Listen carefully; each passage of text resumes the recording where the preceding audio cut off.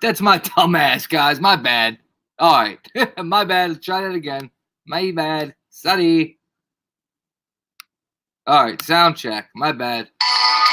Apologetic to me. Oh, my bad. I'm sorry. Thank you, Walking Tall. Thank Walking Tall. My boot. I mean, my bro.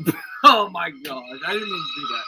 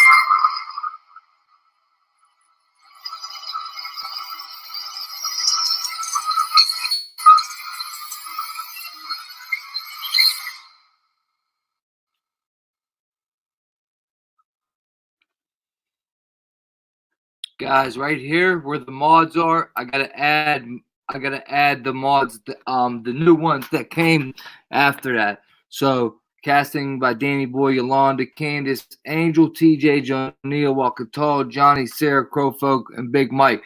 I gotta add you guys, a couple of you guys still, all right? So don't take it personal. I just didn't. This was prior when I made this. Making that was prior to the newer mods. Okay. All right. How's everyone doing? Thank you for coming, guys. Welcome. This is Iggy MB579 checking in. Let me share this into the Discord, which I don't really think. I think everyone's in here for real. From the Discord, that is. I think all you guys are in here. Yeah.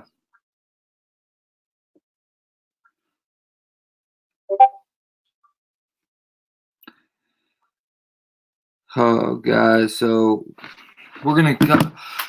They just dropped. Google just dropped an article about what's up, Courtney, Angel, Walking Tall, Amanda, Lorke, Big Stack, what's up, brother? Rah rah, what's up with you, rah rah, what's up? Oh, sweet cheeks, Katie Ray, what's up with you? Big Rob, what up, what up? Who else we got in here? In cheer, TJ, my brother, chair, brother, chair, chair, cuz, chair.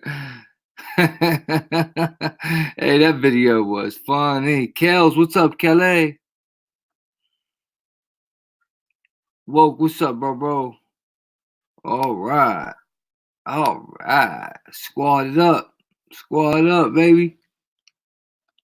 That's right, brother. I hear that, Katie. Truth. Thank you, Stack. What's up, Court? Court, I'm trying to think if we met before. I can't really see. I mean, I'm going to make your picture bigger so I can see if I recognize you. Okay, Court, your name kind of sounds familiar. Are you from Pittsburgh? Do I know you from Pittsburgh, Courtney? Well, you don't have to tell me that. You don't have to tell me that publicly. You name kind of sounds really familiar, though. Okay, now, last thing, I'm gonna share this to one more platform, right here, cheer. All right, bam, shabam, and just like that fast, eh? Guys, I honestly think, so I had a couple. I dude, you guys got to hear Gordy Rose. Okay, see, I got a couple videos in my Mac, and then there's this one that's longer, but it's like where I find it is only recorded on a YouTube channel, which that ain't the case, because every YouTube channel that played it, for example, had to have, well, not, some of them probably got it right off YouTube, but I'm saying it's on the internet somewhere on a website that is not YouTube. And I need that because then I won't get a copyright strike. You get what I'm saying? But as soon as I show it off a YouTube channel, they 9 times out of 10 they give me a copyright, meaning like not not like a strike against the channel, but a strike where all the ads will go to him, the revenue will go to him, and if they're like jagoff or an asshole YouTuber, they could hit me if they wanted to. Otherwise, they just collect the ads. But it doesn't make sense that I can't find it on a website instead, because it has to be. That's where it came from. You know what I mean? Jelly beans. Oh, I don't got the chat up. My bad. Okay, now I got it up.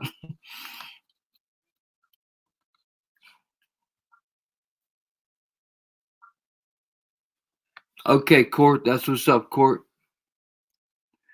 Good stuff. We got some PA people woke in the house. Good stuff.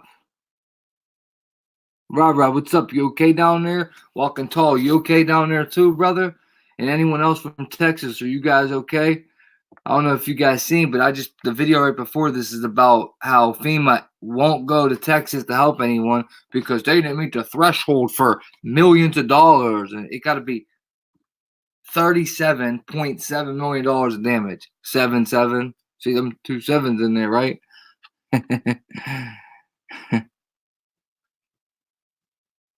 Woke, my brother, what's up?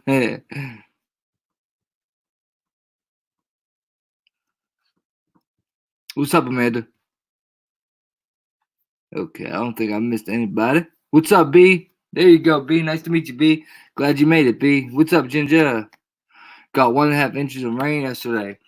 Is your home and stuff okay, Sarah? I hope it is, Rah. I hope it is. Oh gosh, I hope you don't give me a bad answer. Thank you a lot, Walking Tall.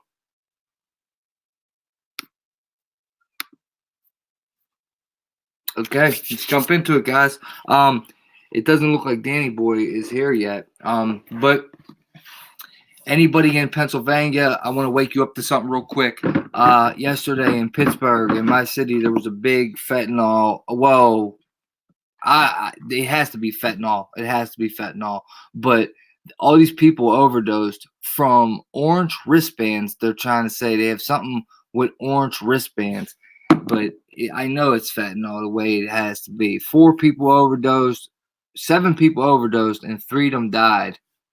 4 of them are critically. I'm gonna get the most updated article right now. I was trying to actually wait, and then we're gonna jump right into the main event.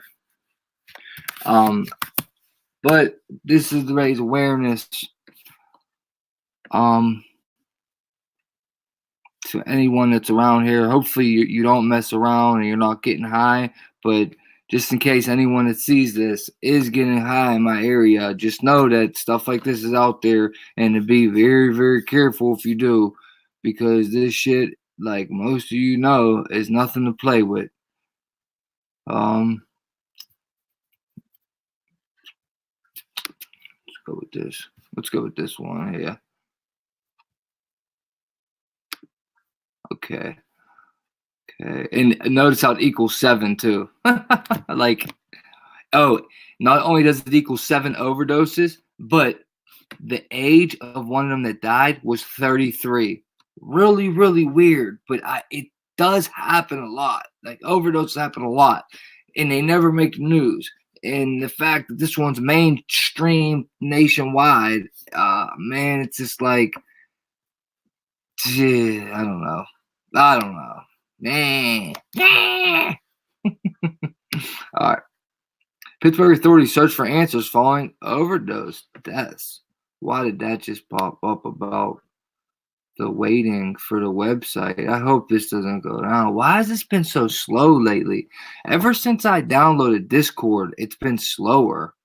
I might get rid of Discord on the computer. What? People died. 4 others had to be Police investigating a mass overdose in Pittsburgh over the weekend. 3 people died. 4 others had to be hospitalized. David Lee Miller is here with more. Hi, David. What happened? Julie, a medical mystery is unfolding in Pittsburgh that has authorities warning there could be tainted, potentially deadly batches of drugs in the community. So far, 3 men have died and 4 others have been hospitalized after using some type of substance. Those who died are 32-year-old Rubiel Clemente Martinez of Columbus, Ohio, 38-year-old Jose Serrano of Carthage, Missouri, and 32-year-old Joel Picano, who lived just outside of Pittsburgh. Authorities have not said what type of drug or drugs might have been used. All but one of the victims were found at an upscale Pittsburgh apartment building. The 7th was found nearby. According to one theory, all the men were at the very same apartment shortly before they were stricken. According to a published report, none of them lived in that building, but they had permission from a unit owner to be there. All the victims, dead and alive, have at least one thing in common. Wristbands. Common factor between all these patients is that they were wearing orange wristbands. We are appreciative to the public's help so far in trying to identify where these orange wristbands have come from. Yeah, I know. Currently, we know of 2 venue sites and separate locations throughout the city. Sorry for my language, Public guys. safety officials in Pittsburgh put out a statement saying that the victims all used narcotics at the same time and at the same location. All had been at the same venue together and then overdosed at a private residence. The statement reads in part, and I quote, "To be clear, this was not a case of a tainted drug being passed around or distributed in large volume at a large venue, which could have affected even more people. California man got arrested. It appears to have been isolated to a single location." And now, about those orange wristbands the victims were all wearing. Authorities say multiple events over the weekend used them, and that anyone attending one of those events should not be worried about their own health. Meanwhile, the investigation continues. Wow. Julie. All right. David Lee Miller, great to see you. Thank you. Thank you, David Lee. Here's the thing, guys.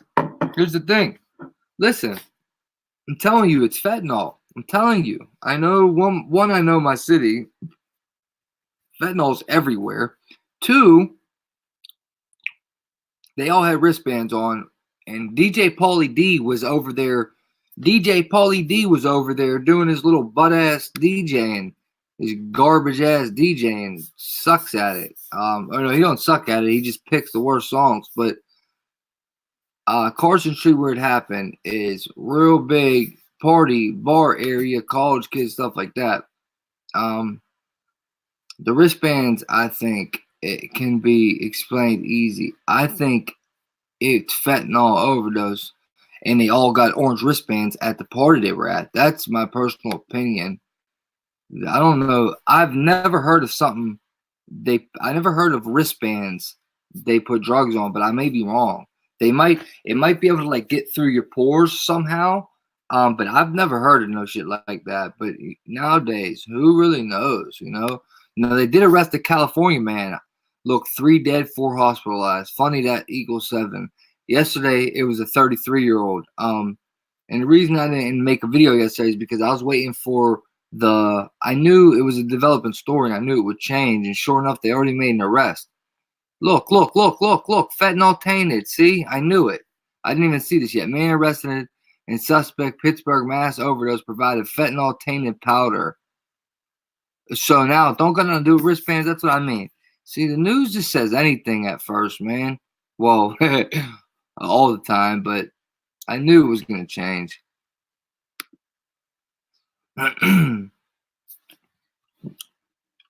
Man arrested in suspected Pittsburgh mass overdose provided fentanyl tainted powder, police say.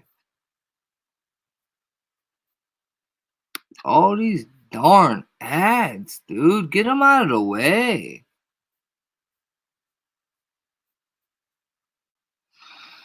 A man was arrested Monday on suspicion of providing a white powdery substance tainted with fentanyl at an after party in Pittsburgh, leading to the death of 3 men. Okay, so now they must have figured it out, which I knew it wasn't the wristbands. So he sold them it at the after party. It didn't even happen at Pauly D's concert. or DJing garbage bars venue. Peter Rene Sanchez Montalvo was arrested around 3 a.m. on federal charges of distributing a controlled substance resulting in death and serious bodily injury. The U.S. Attorney's Office said, dude, this dude is going to get fried. Look, another equal to 7. Montalvo, 25, another 7, who also goes by the first name Carlos, appeared before a federal magistrate judge in Pittsburgh on Monday afternoon for a brief hearing. He said nothing except to answer the judge's question about requesting a lawyer be appointed to represent him, according to Pittsburgh Post-Gazette. Federal marshals returned him to jail pending a detention hearing on September 26th. And I mean, that about sums it up. The 3 men, 32-year-old Rubel Clemente Martinez of Columbus, Ohio, 38-year-old Jasu Serrano of Carthage, Missouri, and 32-year-old Joel Pisana, 32, of Coriopolis, which is Pittsburgh, were pronounced dead at the scene. One may remain hospitalized Monday in critical conditions, while others were in stable conditions. 5 of the victims were found in an apartment. Clemente Martinez was found outside an elevator at the building. The witness said Montalvo went around the room offering the drugs on a knife for partygoers to sniff. According to the complaint, the witness refused. A fight ensued and the witness fled, the complaint said. The medical examiner's office had initially determined the powder contained the powerful opioid fentanyl, according to the attorney's office. And that is that, folks. I just wanted to share that. Let it be known. Plus, Danny Boy had asked in Discord, and I told him I would show it when we got to the live stream. I'll go over this after we cover how they're bringing demons in the world. Google revamps privacy policy to give users more control over assistant voice recordings. Let me bring the live stream up on the TV, guys, so this way I can see us while we're. This way I can look at the TV to see the chat, guys. Okay. 1 second here. Let me do this like this, go like this, then do this like this. Then I'll put me up here like this, and that way I can look at you guys while I look at this. And while we're all doing this at the same time, we can go by this and this. Okay. 1 second here. We'll do this like this, go like this, all right, there we go. Oh, I can't see the chat. I'm so dumb. So dumb. All right. Hey, Johnny, what's up, buddy?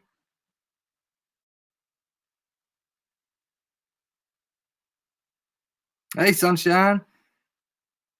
Sarisa, what's up? Dog, what's up, Dog Diesel? Little Coco, okay. That's right, Rara. That's right, sweet cheeks. Good stuff.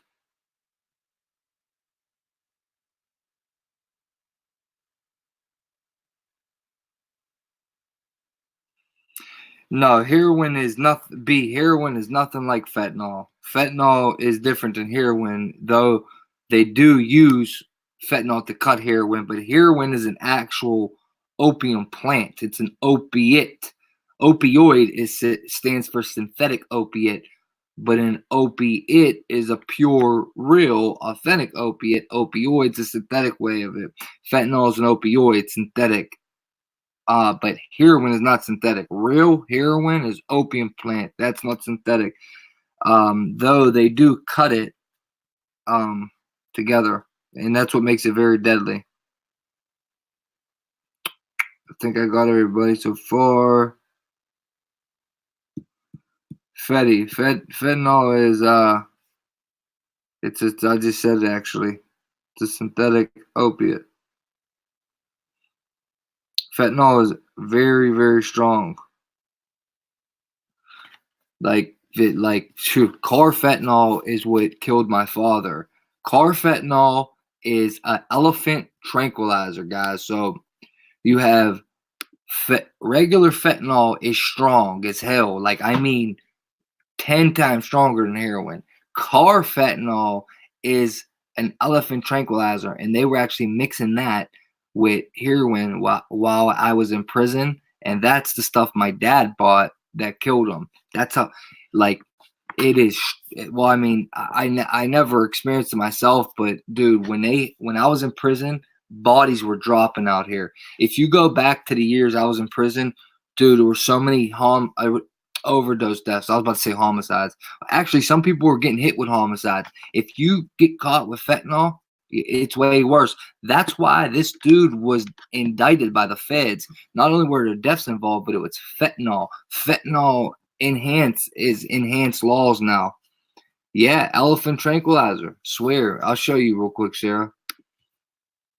Let me pull up something about fentanyl.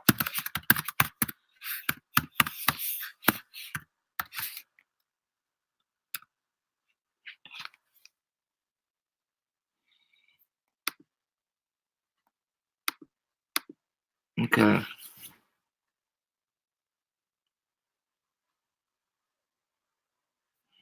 Okay, here's what I pulled up. This is what carfentanil is, Barbara. Carfentanil is a structural analog of synthetic opioid analgesic fentanyl. Short acting and with fast onset. It has weight for weight around 100 times stronger. Look, around 100 times stronger than the effects than fentanyl, and 1,000 times stronger than heroin. See what I'm saying? Look, you see that? That's why it killed my father, man. It ain't even funny. I don't know why I laughed. Around 100 times stronger effects than fentanyl. Regular fentanyl is super strong. So around 100 times stronger effects than fentanyl, and 1,000 times stronger than heroin. It is more effective at reducing pain response in rats than any other opiate. Carfentanil was first synthesized in 1974. 74, big Freemasonic number, by a team of chemists at Janssen Pharmaceutica, which included Paul Janssen. The effects of carfentanil, including overdose, can be reversed by naloxone, but it's very hard. Naloxone is the stuff that cops will hit you with during an overdose. They'll like put a needle in your shoulder or something. I've seen them do all kind of shit to people. I've seen them even put it up their nose. They've had something to stick up people's noses. What's the other word for naloxone, guys? What's it called? Narcan. That's what naloxone is. Naloxone is Narcan. Carfentanil is legally controlled in most jurisdictions, but has veterinarily uses for here you go. Large animals. Anesthesia for large and anti-aesthetic. What's it called? Anesthesia. When they put you under. Anesthesia, yeah. Anesthesia, am I saying that right? Anesthesia? That doesn't sound like the right word. When they put you under, what's that shit called when you go to the dentist or something and they put you under anesthesia?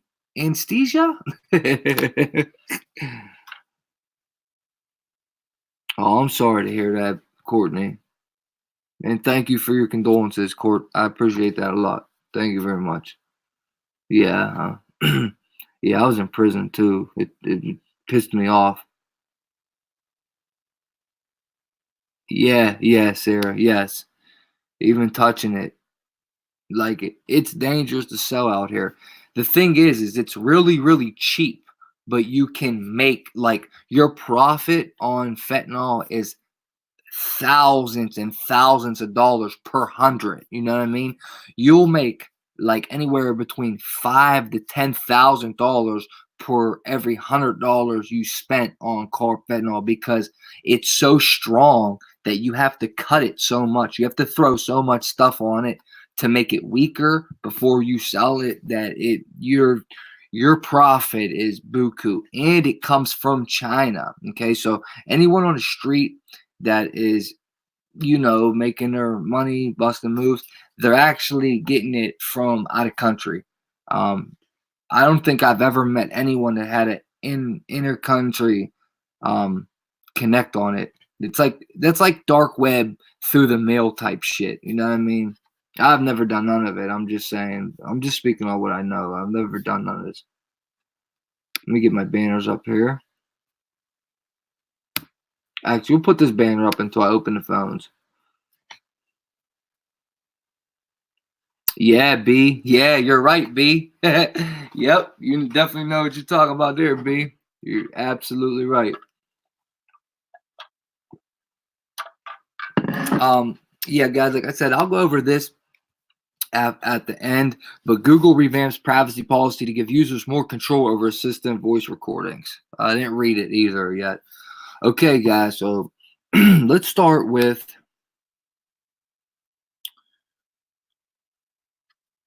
why. See what I mean? Why is it so slow? What's going on, man? They have a quantum satellite. Get this out of the way. I need this out of the way. Wow, man.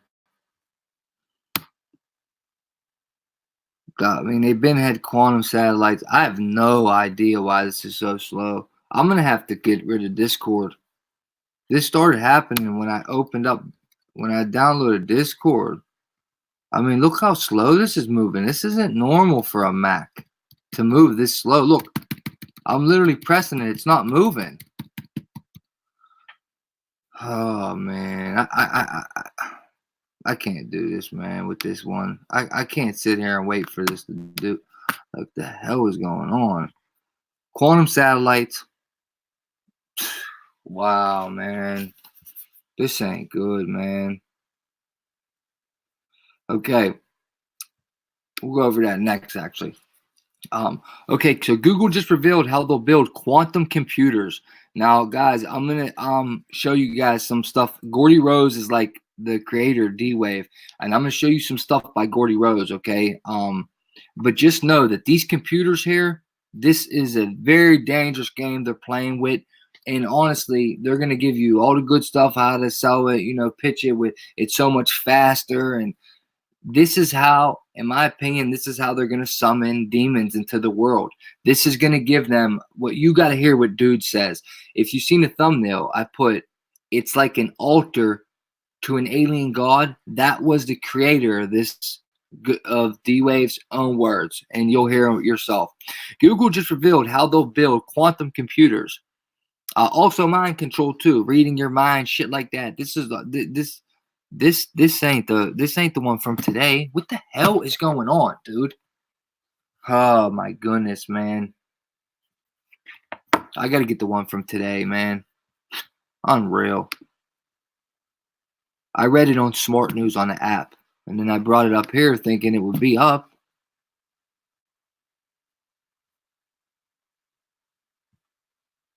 That was the word in it. Super Macy. Super Macy. Can't say that word though. Here we go. What Google's quantum supremacy means for cryptocurrency. Well, I'm not.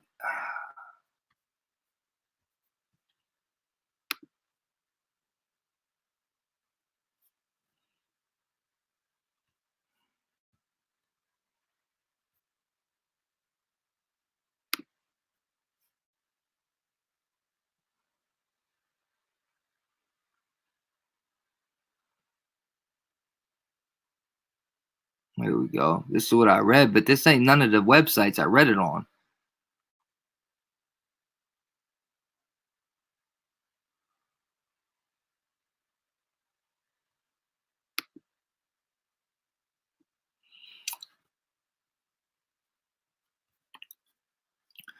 Google Sycamore quantum computer has achieved quantum supremacy. I don't want to say that word. Google says that it has managed to achieve quantum quantum, a major milestone when it comes to the development of quantum computers. Google, the company, posted the achievement in a paper posted on NASA's website, which was later removed, and which it was. The paper was entitled Quantum. Why it was removed, guys, maybe this will tell us. But the original one, that's why it's not popping up, because it removed it. The one I read on the app, one here. That's why. Okay, so quantum super using programmable superconducting processor, and detailed what Google says is the first computation that can only be performed on a quantum processor. Now, inside the D-Wave, guys, like if you think of the thumbnail real quick, okay, that's inside a D-Wave computer. Now, inside a D-Wave computer, all right, here, let me show you what it looks like inside real quick.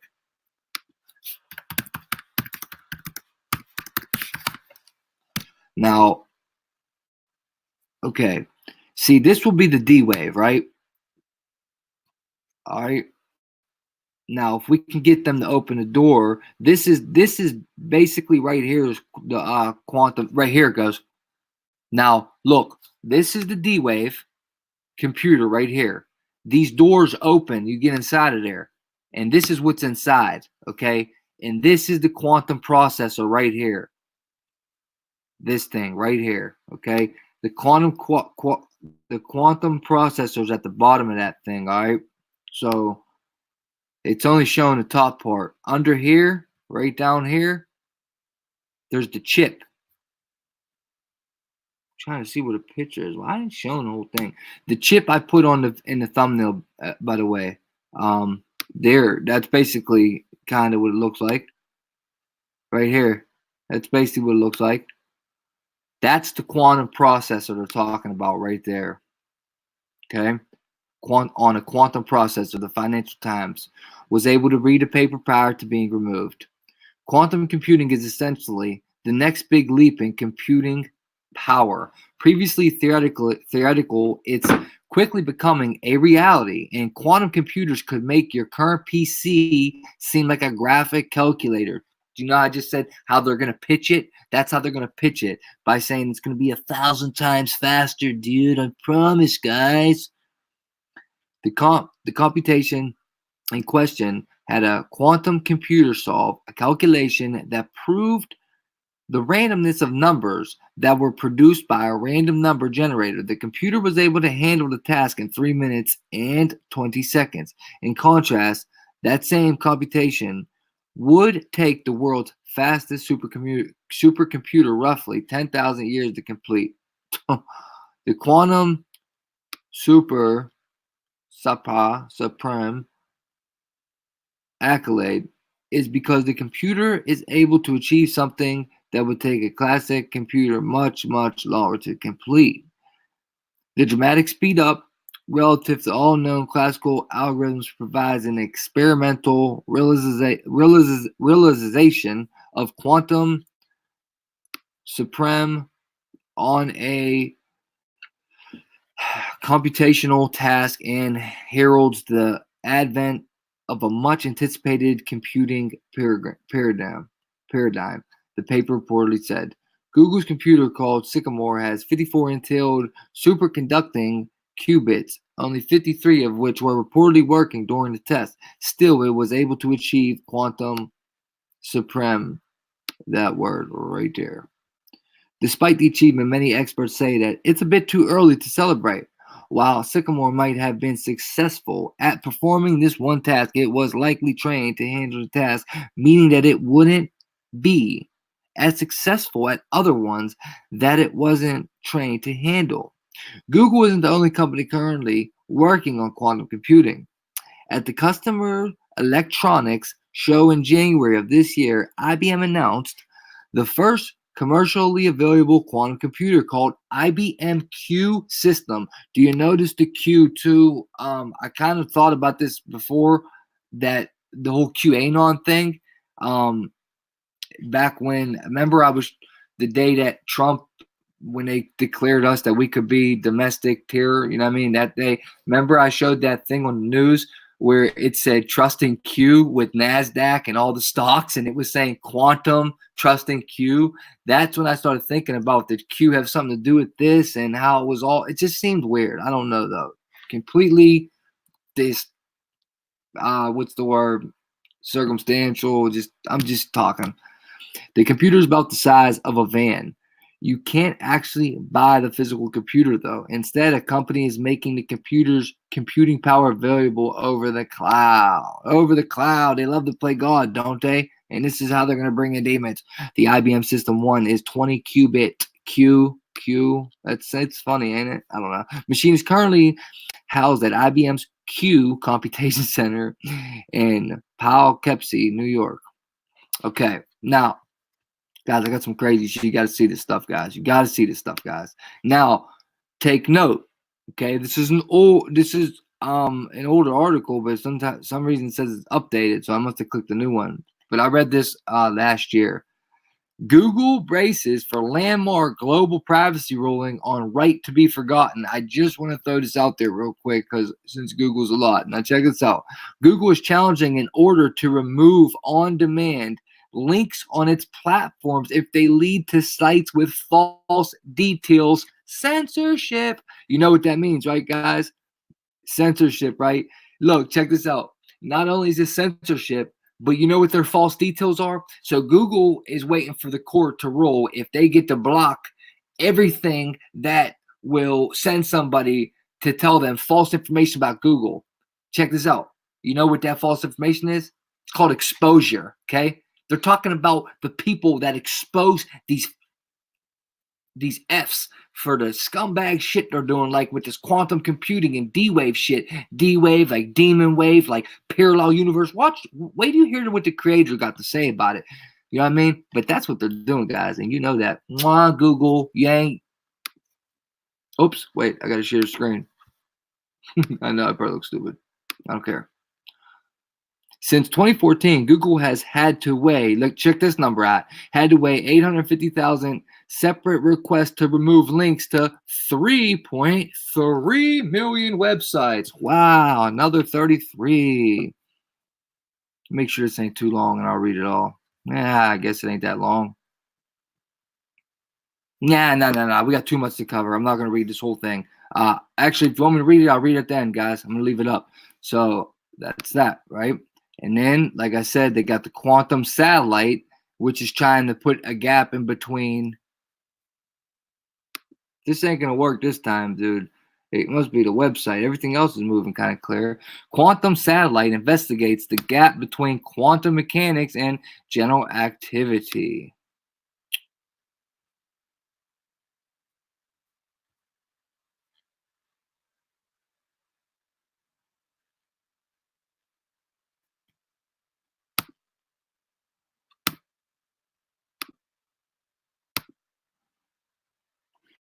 Then Google and NASA launched quantum computing AI lab back in 2013. They were doing this.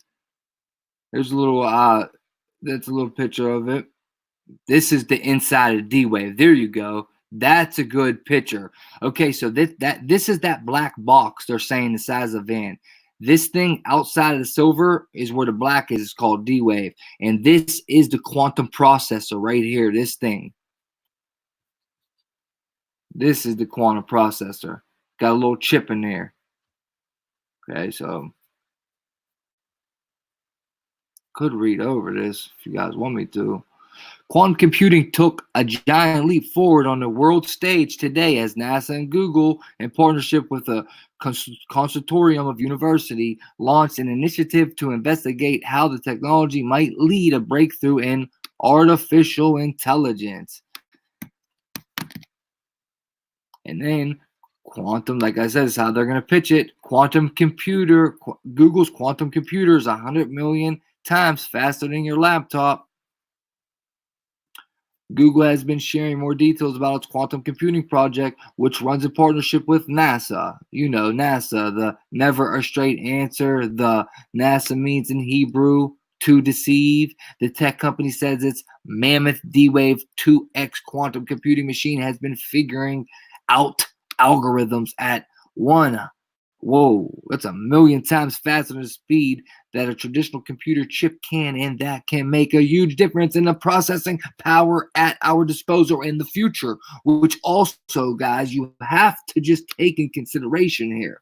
Okay, you have to take into consideration here with how fast that is why I think that it's a possibility. This is how they summon demons into the world. Let's check out Gordy Rose, and you'll understand why I'm thinking this, okay? Okay, guys.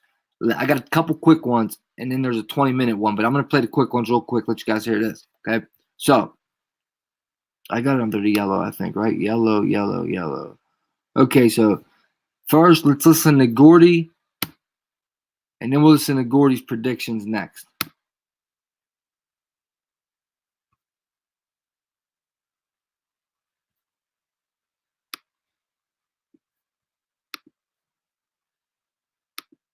Guys, hey, ladies and gentlemen, guys, please chat in the chat all you want, but trust me, you're going to want to listen to these couple clips I'm about to play. This is very, very important stuff. Trust me, you'll want to hear this. If you haven't learned much about this, then you're going to want to learn about this. I promise you, dude. This is very, very, very crazy shit.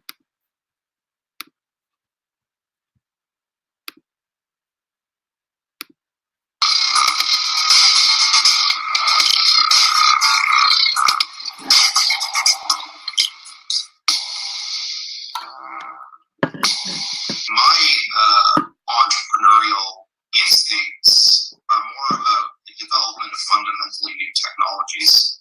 People who speak with certainty about how powerful these machines will be in the future are delusional. There are problems that you can run that a conventional laptop can do 1,000 times faster than our technology. There are problems you can run that I think is 1,000 times faster than the fastest processor that we know of. The fact that you can build 1 or 2 qubits means absolutely nothing, because when you go from 1 or 2 to 100 or 200, the number of problems you need to solve in terms of actually fundamentally being able to build the thing in a way that works, they grow in by leaps and bounds, orders of magnitude. So the number one biggest problem in building a commodity technology using quantum computers is the inavailability of fab. These types of projects that we're talking about, you can't even begin to attempt them without, say, $100 million. It's the price of the entry fee to even try.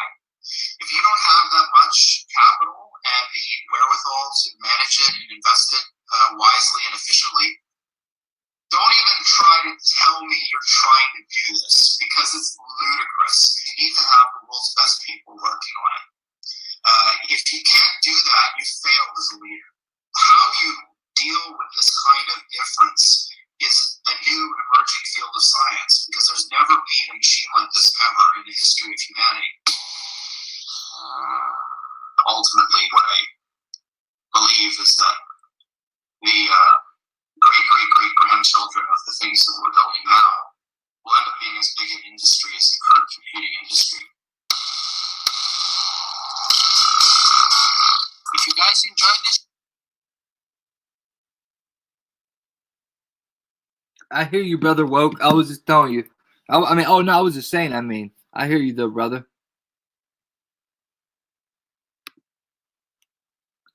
I hear you, brother Woke. Okay, now I'll play this one. Hey, Walking Tall, you're funny as hell, bro. You jag off. Walking Tall, that's my boy, though, man. That's my bro, man. That's my bro right there, man. Okay, guys, this is Gordy's predictions. This one is nuts, dude. Okay, so the guy you just seen is named Gordy Rose. That's the quote I put on the thumbnail, was that it's like an altar to an alien god, was his own freaking words, cuz. But check this one out now. And yeah, guys, Woke, I wasn't telling you guys to I was just saying that. I know you're listening, brother. I was just saying that but I was just stating my opinion so you knew I was in the chat, brother. My boy Woke, that's my man.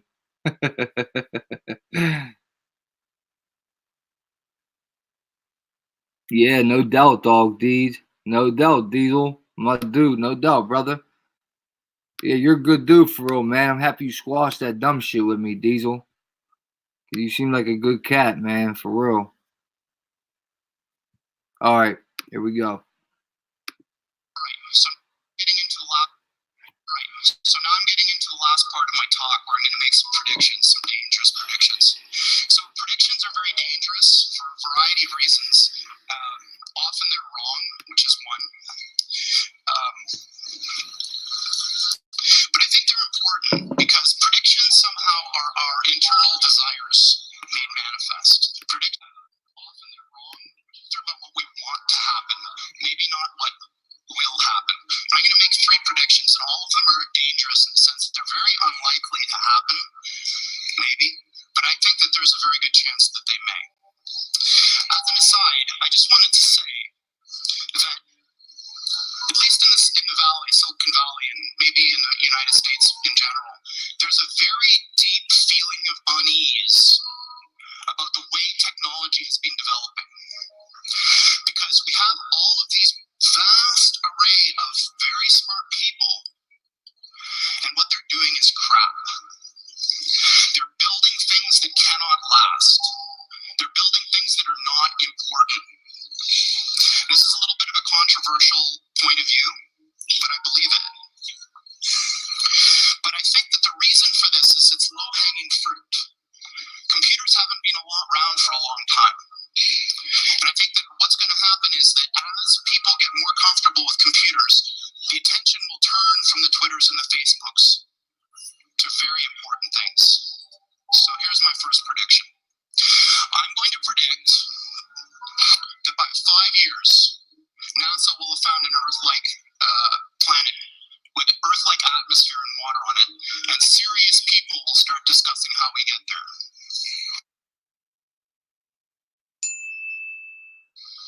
And by the way, they're going to use one of our machines to help do this. So that's my first prediction. My second prediction is that this business of parallel universes is going to turn out to be very important. This picture. Did you hear what he just said? Parallel universes? You hear what he just said? Listen. Universes is going to turn out to be very prediction. Is that this business of parallel universes is going to turn out to be very important. This picture that I've got under here is what's called a gravitational lens. When Einstein proposed his general theory of relativity, it came with a bunch of experiments that you could use to test it. And one of them was that if there was a point of light very far away in a galaxy in the middle, that galaxy should bend the light, and you should see a ring. And this was eventually observed. And I think what's going to happen is somebody is going to come up with an experiment to test this reality of these things, and we're going to be able to do so. My third prediction that I'm going to end on is the most important of all. I believe that humanity is on the cusp of the most important technological, societal revolution that's ever occurred. And that's when we got to the point where the machines that we build outpace us in every respect. I don't mean that they're better calculators. I don't mean that they're better at searching. I mean everything. And I think that we're very close. And my prediction is that within 15 years, we will have machines that outpace humans in everything. Thank you very much. See, now guys, I don't think that, man. No, man. Yeah, in certain aspects, yeah. Do you know what I mean? They'll think quicker, they'll be able to work quicker and shit like that, but dude, they're made by us, man. Humanity is the creator. They'll never outdo us, like be smart. I don't know, like a human is the creator of that. So how could it ever be considered how he said it? You know what I mean?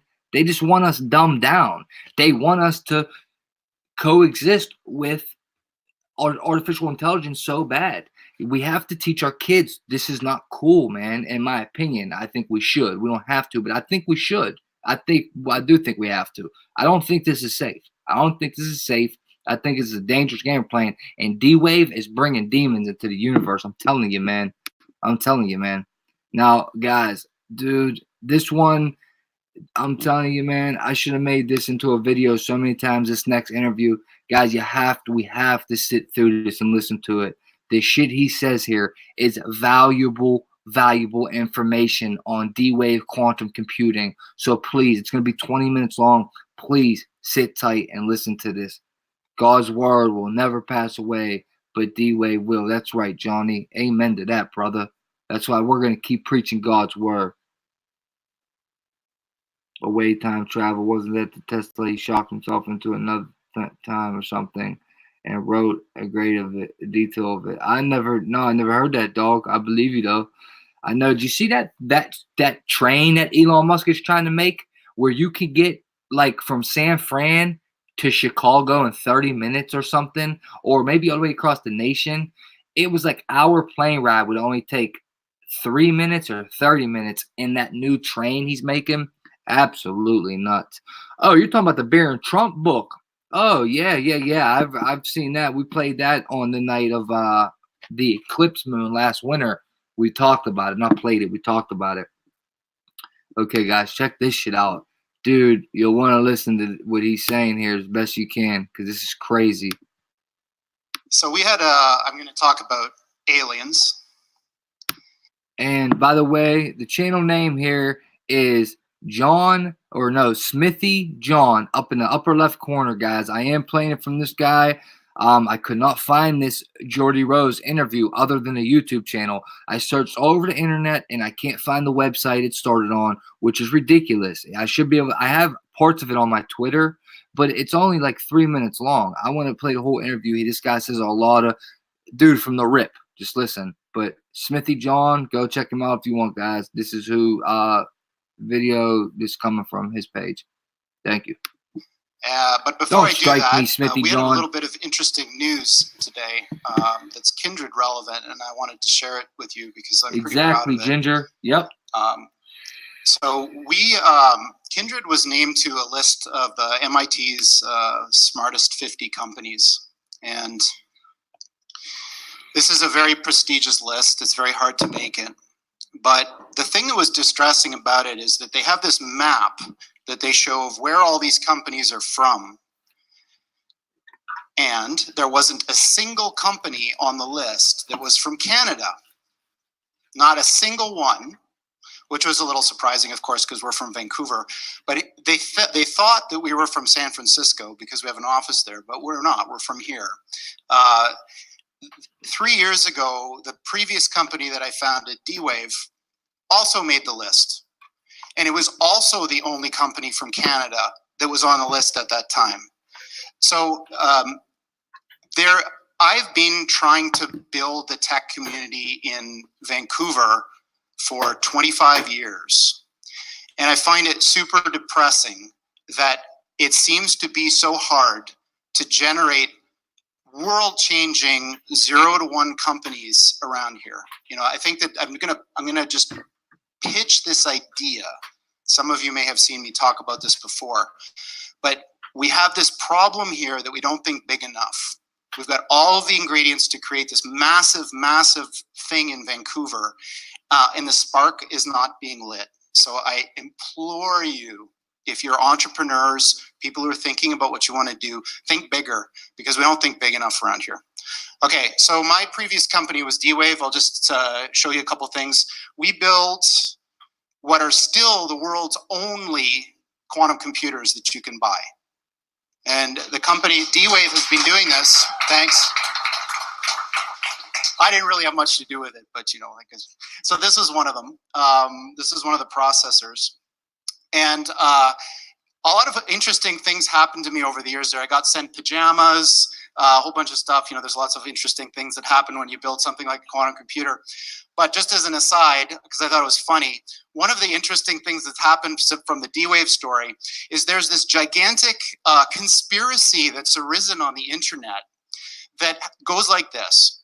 So D-Wave builds quantum computers. the way that they work, if you know this, how this works, is one of the interpretations is that you tap into these parallel universes and they do computations.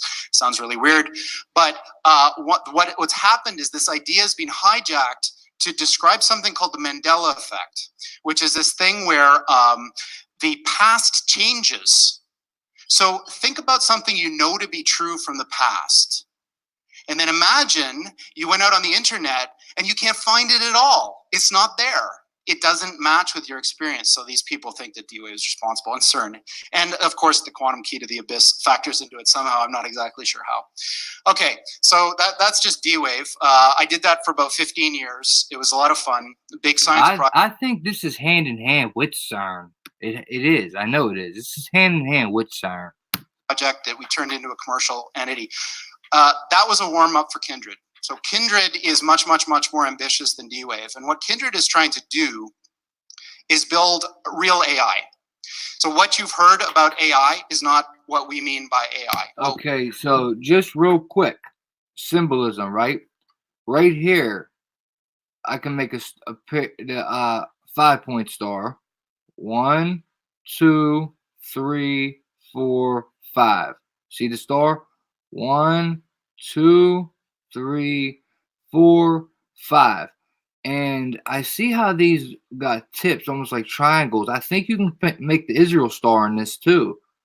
One triangle this way, the other triangle this way, and it would fit. That would be the 6 points. 1, 2, 3, 4, 5, 6. You kind of got to see what I'm saying here. If you make a triangle facing upwards and then a triangle facing downwards and you can join them, that's how the Israel star manifests or looks. And yeah, I think that would fit in here, but definitely you can make a regular star, pentagram, 5-point star. What we mean by AI is a software system that can do literally anything that a human can do. Literally anything. And obviously, computers are better at things than people in lots of different ways. So now imagine, not only can they do everything that a human can do, but they can do everything that the best human at any task could do better than them. So imagine there was the mental Olympics of the 100-meter dash, and Usain Bolt is the fastest person. Now imagine that's some kind of a mental thing, like writing a novel or writing whatever. Imagine now that the thing is so much faster. Yeah, Katie, you mean like Black Mirror, right? Yep. Than Usain Bolt, like for example, Same it's a spaceship. Phones, yeah, it's still doing the same thing, but it's doing it so much better because we're limited, because we're people. So what Kindred is trying to do is solve this problem. How do you build machines that are better than people at everything? Now, there's a mental block that we have here when we think about this, because when you think about that, one of your questions might be, for example, what are the applications of this? So imagine this. Imagine for $10, let's say, I could build a machine, like a little robot that had fingers and eyes and all that, and it could do your job better than you, no matter what it is. And I could sell that to your employer for, say, $15 and make a profit, instead of having to pay you $100,000 a year. Now imagine that was true for every single job. So that's what we're talking about here, is a complete and utter transformative change that of the likes of which has never been seen before in the history of humanity, making the Industrial Revolution look like a little tiny blip on the path that humans have taken from when we emerged from the ooze a few billion years ago. We are right on the verge of that transition now.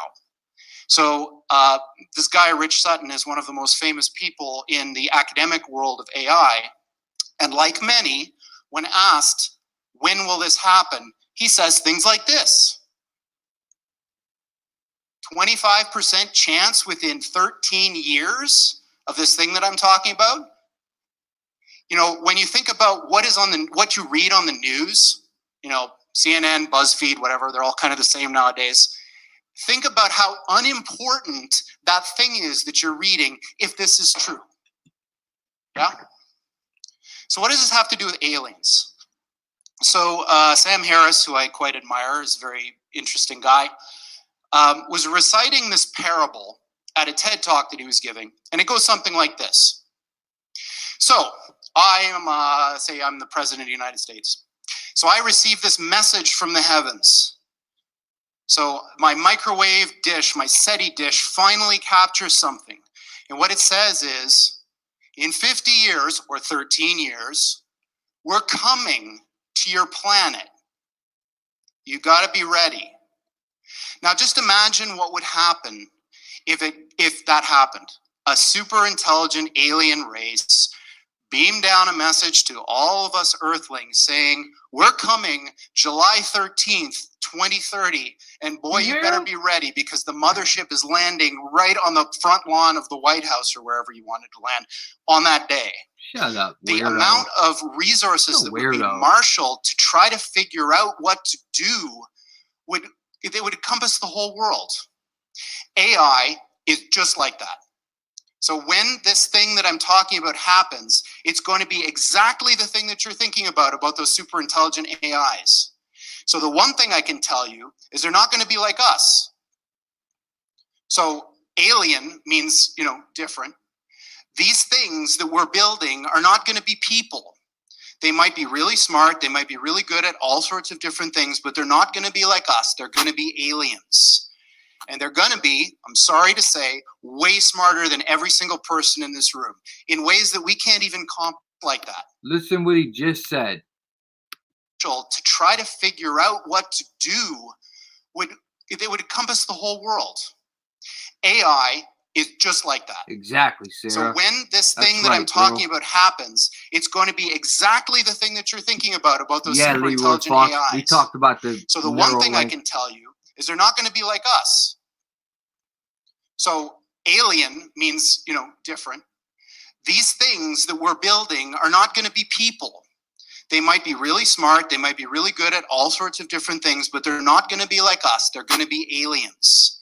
And they're going to be, I'm sorry to say, way smarter than every single person in this room in ways that we can't even. So he just admitted, guys, that they are going to be aliens, which not of this world exactly, alien, not of this world, just like an alien from Mexico is not of our country, but an alien, not of this world, which is a demon, period, a demon. Aliens or demons, period. There is no UFOs. There's no flying spacecrafts with green Martian people with big heads and little beady eyeballs and no wieners, and it's all pretend. It's all fake. It never happened. It's not going to. It's demons. It's demons. They've always been here. Can comprehend. In my opinion. So this, of course, triggers a lot of alarm. One of the guys who talks about this is Elon, who says things like this, like, when you do this, beware, because you think, just like the guy in the stories, that when you do this, you're going to put that little guy in a pentagram, and you're going to have your holy water out, and you're going to wave it at the thing, and by God, it's going to do exactly what you say and not one thing more, but it never works out that way. So this is an attitude that some are having, this emerging alarmism about the way this is going to go. But these words, demons, doesn't capture the essence of what's happening here. I don't know if any of you are turn of the century weird fiction fans, but there's this guy named H.P. Lovecraft, who's a very famous American weird fiction author. And he espoused a view which is called cosmicism. And the essence of cosmicism is cosmic indifference. So what he was saying is basically, yes, there are these massively intelligent entities out there, but they're not good, they're not evil. They just don't give a shit about you even in the slightest. The same way you don't care about an ant is the same way they're not going to care about you. And these things that we're summoning into the world now are not demons, they're not evil, but they're more like the Lovecraftian great old ones. There are entities that are not necessarily going to be aligned with what we want. Dude. So this transition is really, really... guys, listen to this sentence again, just in case you didn't hear. Please pay attention to what he just said. I'm going to go back 44 seconds. I'm going to go back. Please listen, guys. exposed a view which is called cosmicism. And the essence of cosmicism is cosmic indifference. So what he was saying is basically, yes, there are these massively intelligent entities out there, but they're not good, they're not evil. They just don't give a shit about you even in the slightest. The same way that you don't care about an ant is the same way they're not going to care about you. And these things that we're summoning into the world now are not demons. They're not evil. Did you just hear what he said? They're more like the Lovecraftian great old. These things that we are summoning into the world now. This is not this is not fake pretend. This is very real. This is happening. But they're not good. They're not evil. They just don't give a shit about you even in the slightest. The same way that you exposed a view which is called cosmicism. And the essence of cosmicism is cosmic indifference. So what he was saying is basically, yes, there are these massively intelligent entities out there, but they're not good, they're not evil. They just don't give a shit about you even in the slightest. The same way that you don't care about an ant is the same way they're not going to care about you. And these things that we're summoning into the world now are not demons, they're not evil, but they're more like the Lovecraftian great old ones. There are entities that are not necessarily going to be aligned with what we want. So this transition is really, really massively important for our entire species to navigate. And going back to that thing that Sam Harris was saying, nobody is paying attention. This thing is happening in the background while people bicker about politics and what's going to be in the healthcare plan in the US. And underneath it all is this rising tsunami that, if we're not careful, is going to wipe us all out. So on that pleasant note, we're hiring people to try to make something like this happen. They're laughing. These people are laughing like it's funny when this is real for real. Like, this is for real. Hey, Elmel, what's up? And of course, this is a very difficult project, of course. And I'm kind of a little bit tongue in cheek about all this, like, how bad things are, because it's not really like that. There's technology is a double-edged sword. Even something like this, it's agnostic. It depends who wields it. If you want to have a say in how all this goes down, you can't sit on the sidelines. And one of the ways that you can get involved and really change the world, like, a lot of people say, hey, join the Marines, you'll change the world or whatever. This opportunity that I'm talking about here, no doubt, in Vancouver, no doubt, is an opportunity for you to literally change the world. Because the code that you write may be running in the brains of these things in 10 years. So this is a huge opportunity. I'm going to ask that anybody here who is a software engineer who's really good to talk to any one of these three folks who are sat at the back there. Who are, Suzanne founded Kindred, and Olivia and Paula are some of our key folks in Vancouver. Or talk to me, and we'll have a conversation. By the way, I love Joseph's talk. It's true. Startup life can be very, very difficult, and you will fail many, many, many times before you succeed, just as a matter of course. Thanks.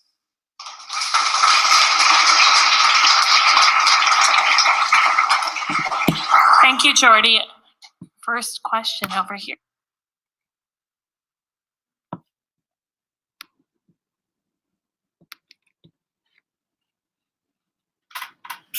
Right?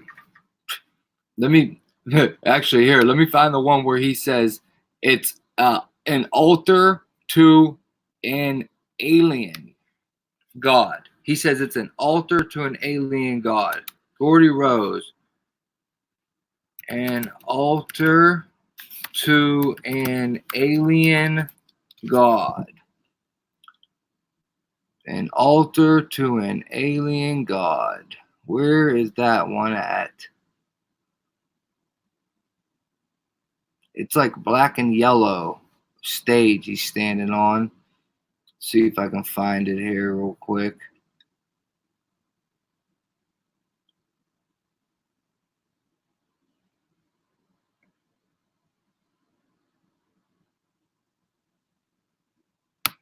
What's this? Let me start playing this real quick. Two logically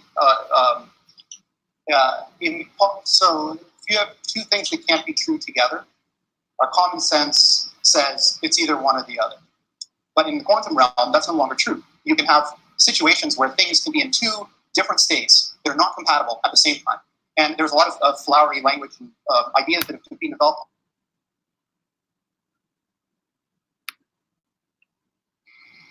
The reason was why our computers are limited today has nothing to do really with Moore's Law or the skills of software engineers or algorithm developers. The fundamental speed limit to computers are the laws of physics. You cannot break them. That's kind of definitionally what a law of physics is. But there's a loophole because the laws that govern our machines that are built out of silicon are not the only game in town. There's this other thing going on underneath them. So what if you could build a computer that used quantum physics, that could have access to these unimaginably large pathways through time.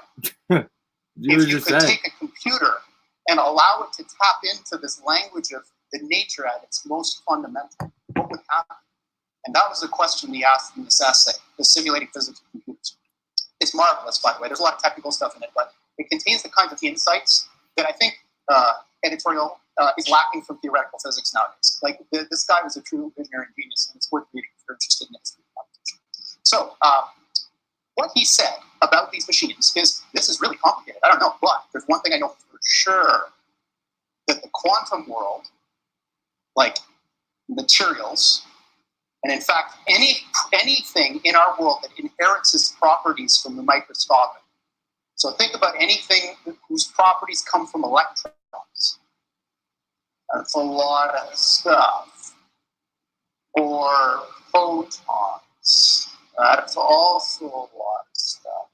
All of those things, materials, drugs, enzymes, catalysts, all that stuff comes from the quantum world. If you could build a quantum computer, you would have a laboratory for doing experiments without having to build the thing, which is exactly what Michael was talking about. So the whole revolution that started the quantum information theory computing stuff was hinged on one of the most brilliant physicists of the time saying, maybe you could do what Michael just said. And that was in 1982. So, okay. An altar to an alien god. Here we go. You may consider this next group of speakers somewhat unusual, if not to say strange. Bear. So I went, I'm scared, I don't want to sleep by myself. And I said, well, you've got Bear. And he said to me, Bear isn't real. And so I found this very intensely distressing for a variety of reasons that maybe you'll understand when I go through this. And I assured him that Bear was as real as anything else in the world. And he said, but he can't speak and he can't move. And so I said, well, what you really mean is he's not alive. And he said, yes, that's what I mean. So for very young children, the sense of being real and the sense of being alive are somehow connected. And I'm going to circle back to this point at the end. Look at this. Look at this. Before I do that, I'm going to tell you a little bit about quantum computers and why people care so much about them. There are literally tens of thousands of some of the brightest people in the world today trying to build these machines and understand them. I'm going to tell you why. See? In my last 15 years of working on this type of stuff, I found that scientists divide up into two categories of zealots about this field. I knew I wasn't the only one that was thinking like that, man. See, I'm telling you, it makes sense, man. I gotta do more videos on it. Maybe you guys understand what I'm saying. Principal scientist, in fact, one of the founders of this field. AI and aliens. That maybe a little bit, may look a little strange to you who don't follow theoretical physics, but there is a very clear prediction that our most successful theory of nature makes. And that is that there are an enormous number, mind-bogglingly large number, of parallel realities, as real as this one, that have different consistent histories. So imagine a world where all of the laws of physics as we know them are obeyed, but different decisions were made along the way. Different decisions at the level of tiny microscopic particles, different decisions all the way up to what you chose to eat for lunch and whether you chose to come to the session or not. Quantum mechanics makes a very specific prediction that all of those are as real as the thing that you remember. And this is bizarre because we don't see those other things. But science has reached the point now where we can build machines that exploit those other worlds. And quantum computers are perhaps the most exciting of all of these that we have within, or almost within, our grasp right now. So people from a physics background love this. They want to understand the world. They want to understand the universe, how it all works. There's another type of person who tends to come from the computer science side that's like, yeah, okay, that's all great. But there's a different thing going on, which is just as exciting, if not more, and that these machines that supposedly can do this wild stuff, let's forget about how they work, if you could build one, could solve problems that you could never, ever solve with any computer of the sort that we built. If you took every single atom of silicon in the world and made the most sophisticated conventional Intel-style processor that you could build, there are problems we know of that I could write down on a sheet of paper that you could never, ever, ever solve with that thing. Come on, would that you you just could say with it? this kind of machine. I wanted this So one that's very part. exciting. Humans use tools to do things. If you give humans a new kind of tool that can do things that you couldn't otherwise do, imagine the possibilities. So you may think, well, this is all fine and dandy, but aren't these things in the realm of theory and speculation kind of in the same regime as other futuristic things you may have heard of, which may be allowed by the laws of physics but aren't here yet? That's not true.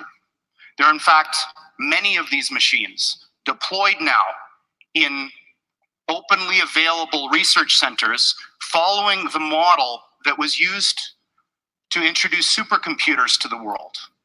They're too big and ornery and difficult to operate to put in your home, too expensive also, but you can give them to a place which will manage them as a shared resource that will offer that service to the world. And there are two of these now. One of them is at the University of Southern California.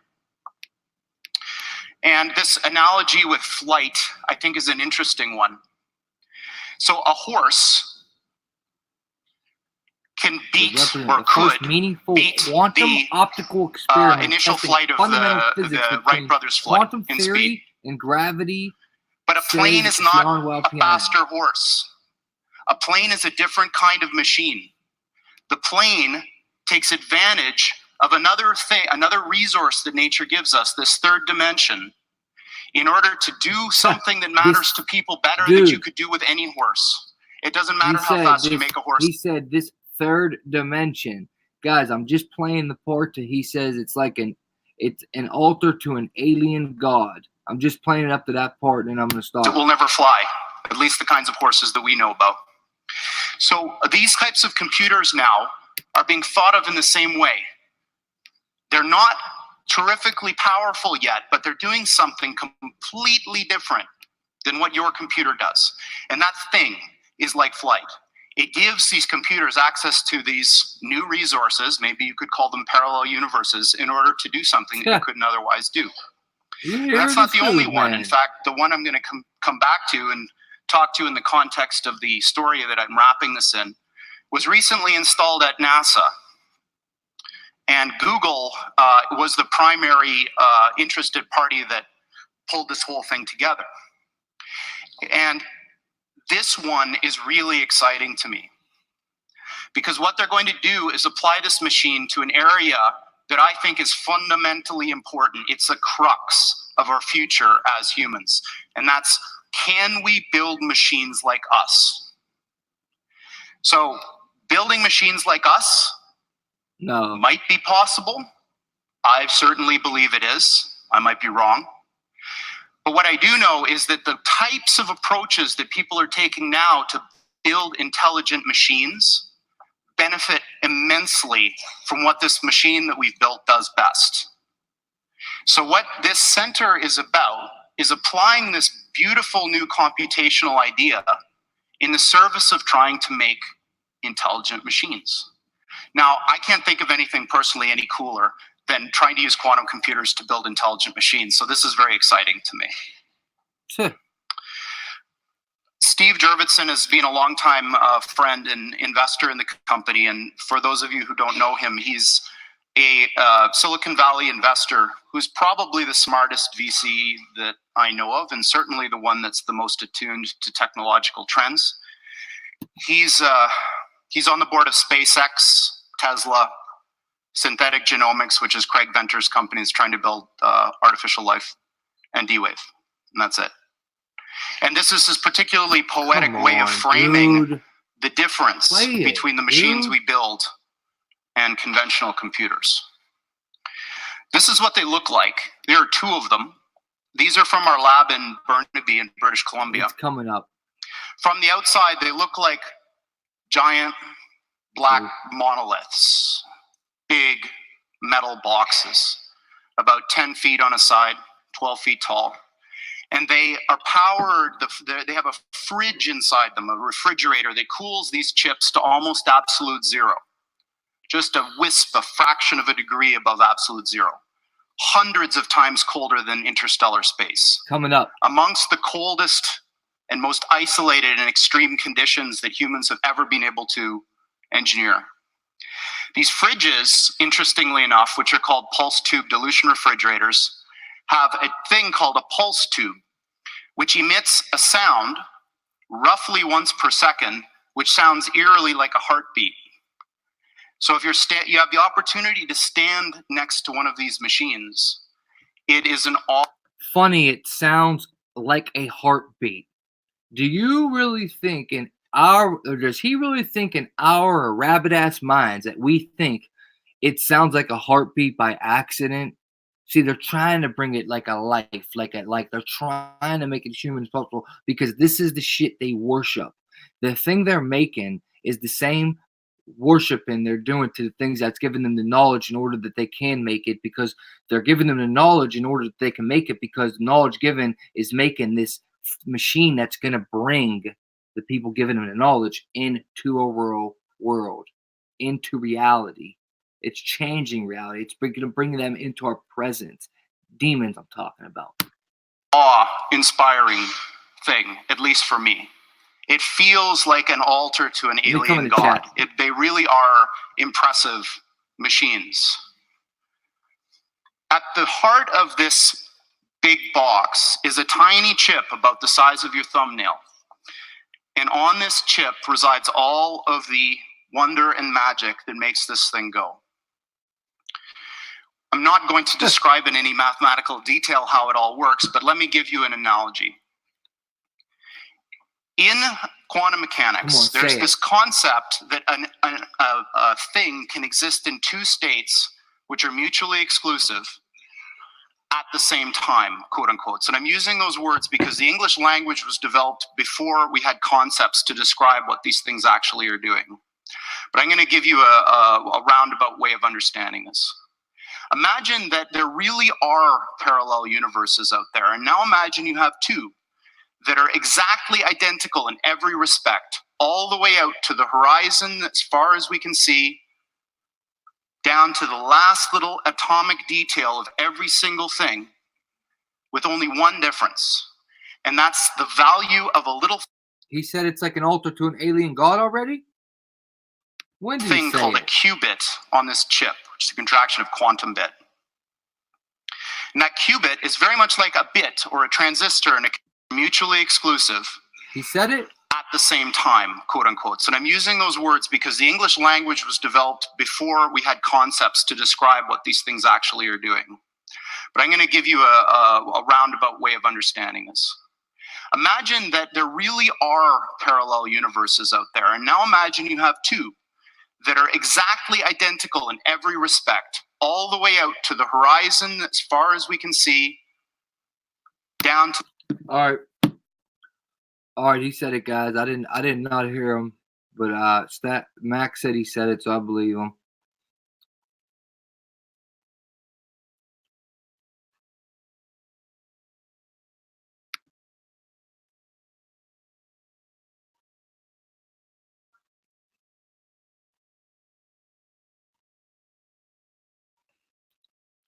$100 million times faster than a laptop. Google quantum computers 100 million times faster than a laptop. And you see the word D-Wave right there. One and the same, man. One and the same. Okay. Do I want to read this? Do you guys want me to read this? No, I won't read it. I'm not going to bore you. Guys, I wanted to also point out that, oh no, we have a power outage in California, guys. Oh, wait. It's a controlled power outage. Huh. A controlled power outage, eh? That's what they're calling them now. A controlled power outage. PG&E is going to shut off the power. What the hell is going on here, man?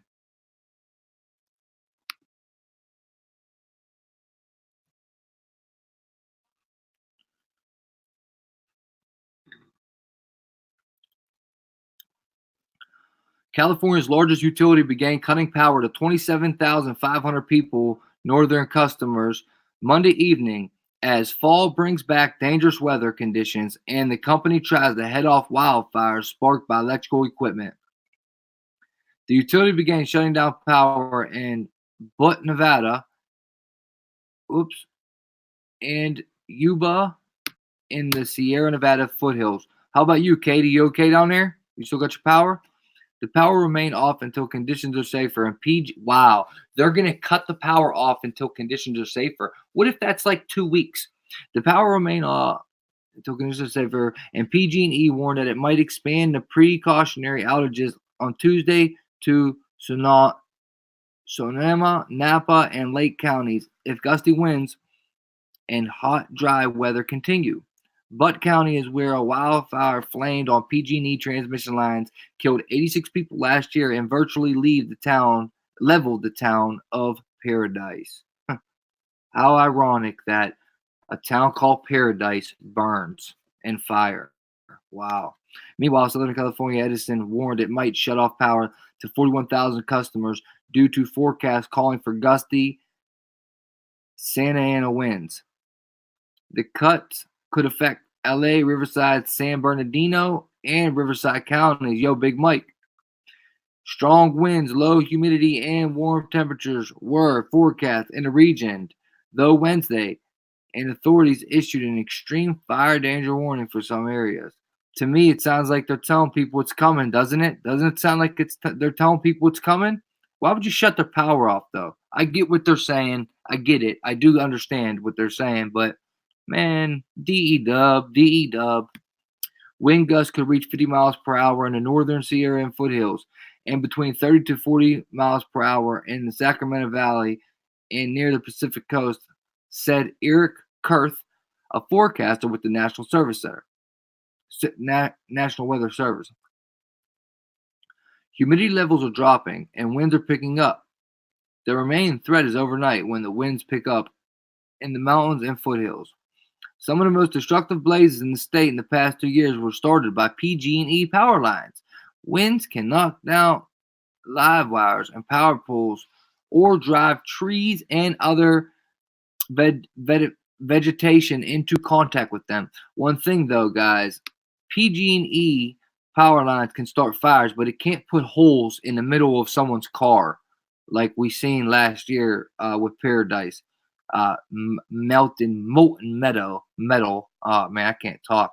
PG&E first cut off power preemptively last October, affecting some 87,000 customers. The more prompted complaints and demands for reimbursement, but the utility canceled plans to shut off power ahead of the deadly November 8 blaze that started near Paradise. An investigation by CAL FIRE and Transmission Lines said transmission lines owned and operated by the utility started the fire that wiped out nearly 15,000 homes. in my opinion, not true. California regulators in May approved following utilities to cut off electricity to avoid catastrophic wildfires, but said utilities must do a better job of ramping up preventive efforts and educating and notifying the public, particularly people with disabilities and others who are vulnerable. In January, PG&E sought bankruptcy protection, saying it could not afford an estimated $30 billion in potential damages from lawsuits stemming from catastrophic wildfires. Earlier this month, PG&E agreed to pay $11 billion, the magic number $11 billion, to insurance companies holding 85% of the claims from fires that include the Paradise Blaze. Where are the Paradise people? They still in FEMA camps at where the dam is, the Orville Dam?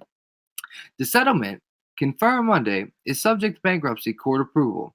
It's important to PG&E to pull itself from bankruptcy protection because it will get a big part of a wildfire fund set up to help California's major utilities pay future claims as climate change makes wildfires more frequent and severe. Do you believe they just said that? As future claims as climate change makes wildfires more frequent and severe. Nah, buddy, it's not going to work on people like us, man. So would you quit the bullshit? Associated Press writer Juliet Williams in San Francisco and John Ankazak in Los Angeles contributed to this report. Unbelievable, guys. And just the hell?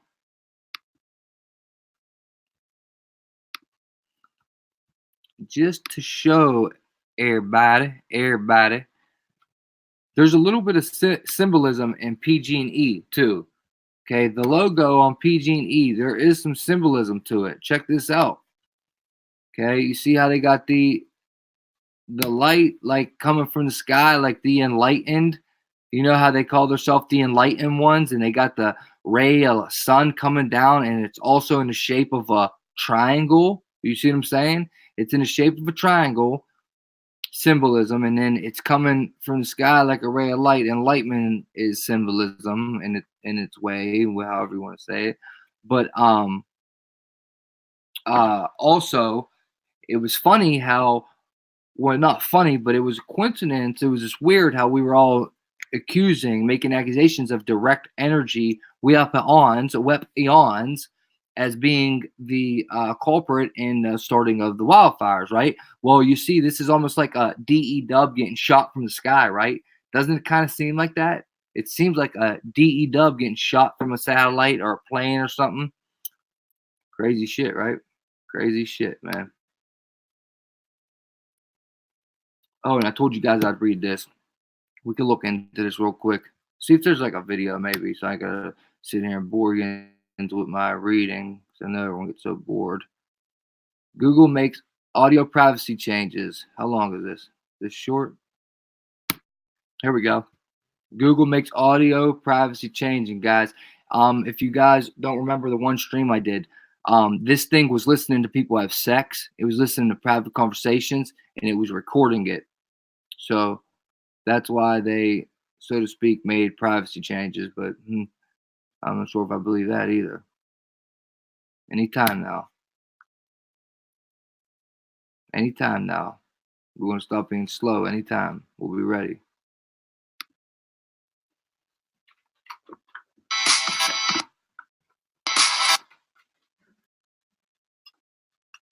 Becomes more woven into every part of our lives. Silicon Valley has come under more intense scrutiny than ever. Yeah, today's announcement of a 48-state investigation into Google could really raise the stakes here. CNET editor-at-large Ian Shear joins us now to tell us why. Ian, welcome. And welcome. You know that the tech giants have slid by for years. This kind of intense scrutiny that they know is coming. Mm-hmm. How big of a step is this? How big of a deal is this for companies like Facebook and Google? This is the latest sign that everyone is really frustrated with the tech industry, right? If you look at how Congress has failed to have any laws that they wanted to pass, even basic simple ones like making it so that online ads for political campaigns have to be identified the same way they are on television and radio. It's not happening on the internet yet because there's no laws around it. Those types of things just aren't happening on federal level. So the states are saying, okay, we're going to go after it. We're going to figure it out. Google is one of the first to really come under the scrutiny. As you mentioned, it's a huge group of people, right? It's everyone but California and Alabama.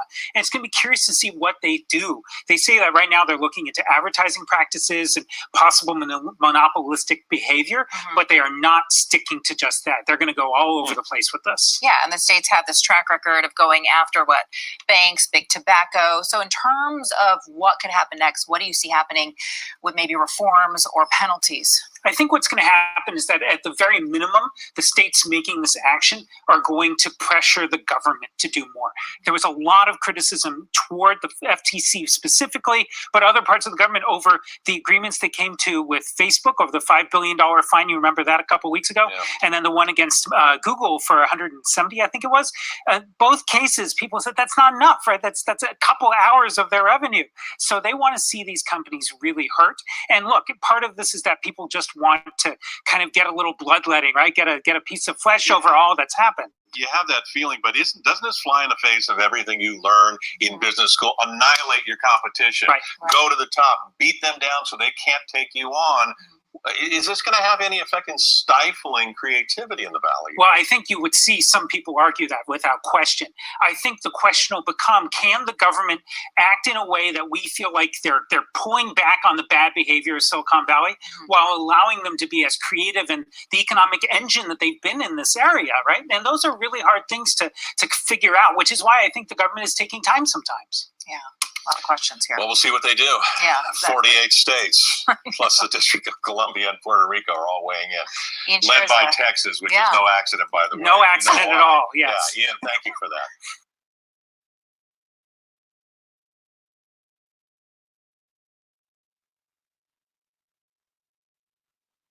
One sec.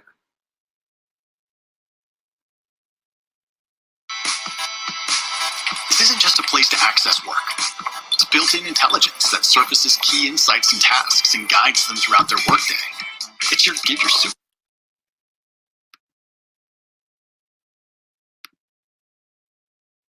Okay.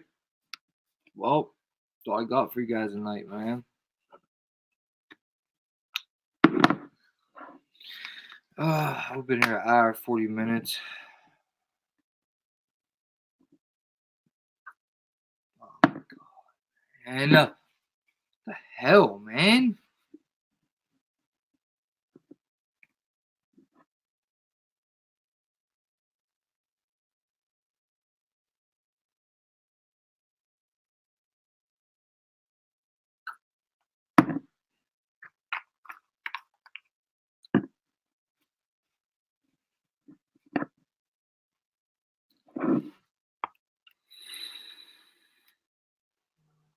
Hey, what's up, Yolanda?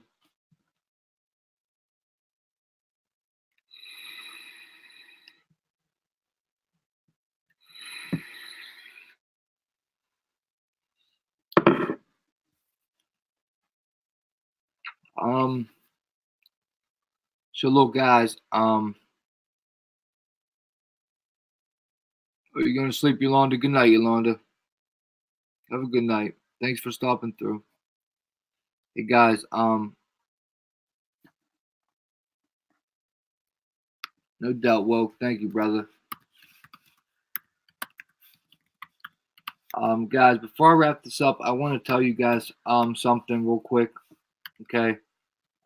One, guys, I want to tell you about this dream real quick, yo. This dream is crazy that I don't know what it is, man. It's freaky as hell what happened, but I'm going to tell you that in a second. I just want to share with you guys real quick that, guys, bear with me that I might not, at least for a couple weeks, I might not be live every night. I might be here and there with this. I got to start doing my thing. Like, I just got to start doing my thing again. So I won't be here as much for at least, I want to say a week. I'm just not going to be going live every night, probably. I doubt it. If I can, I will, though. If I can, I will. But I got to get back on my stuff. And that's all. I just want to tell you guys that. So, but anyway, anyone in the Discord, I'll still be there. You guys can hit me up in the Discord anytime. I'm not going nowhere as far as Discord. I'll be right there. Any of you guys comment, anything like that, email me. I'll still be here. I'll still reply to comments, emails. Just as far as streaming, I gotta get it back on my grind out here, man. I just have to. And there's really nothing else but that. I have to. Now, okay, the dream, guys. I gotta tell you this, man. This has been freaking me the hell out. I was about to tell Danny Boy, one of the mods, the morning I woke up. Me and him ended up on the phone. We ended up texting each other. My bad.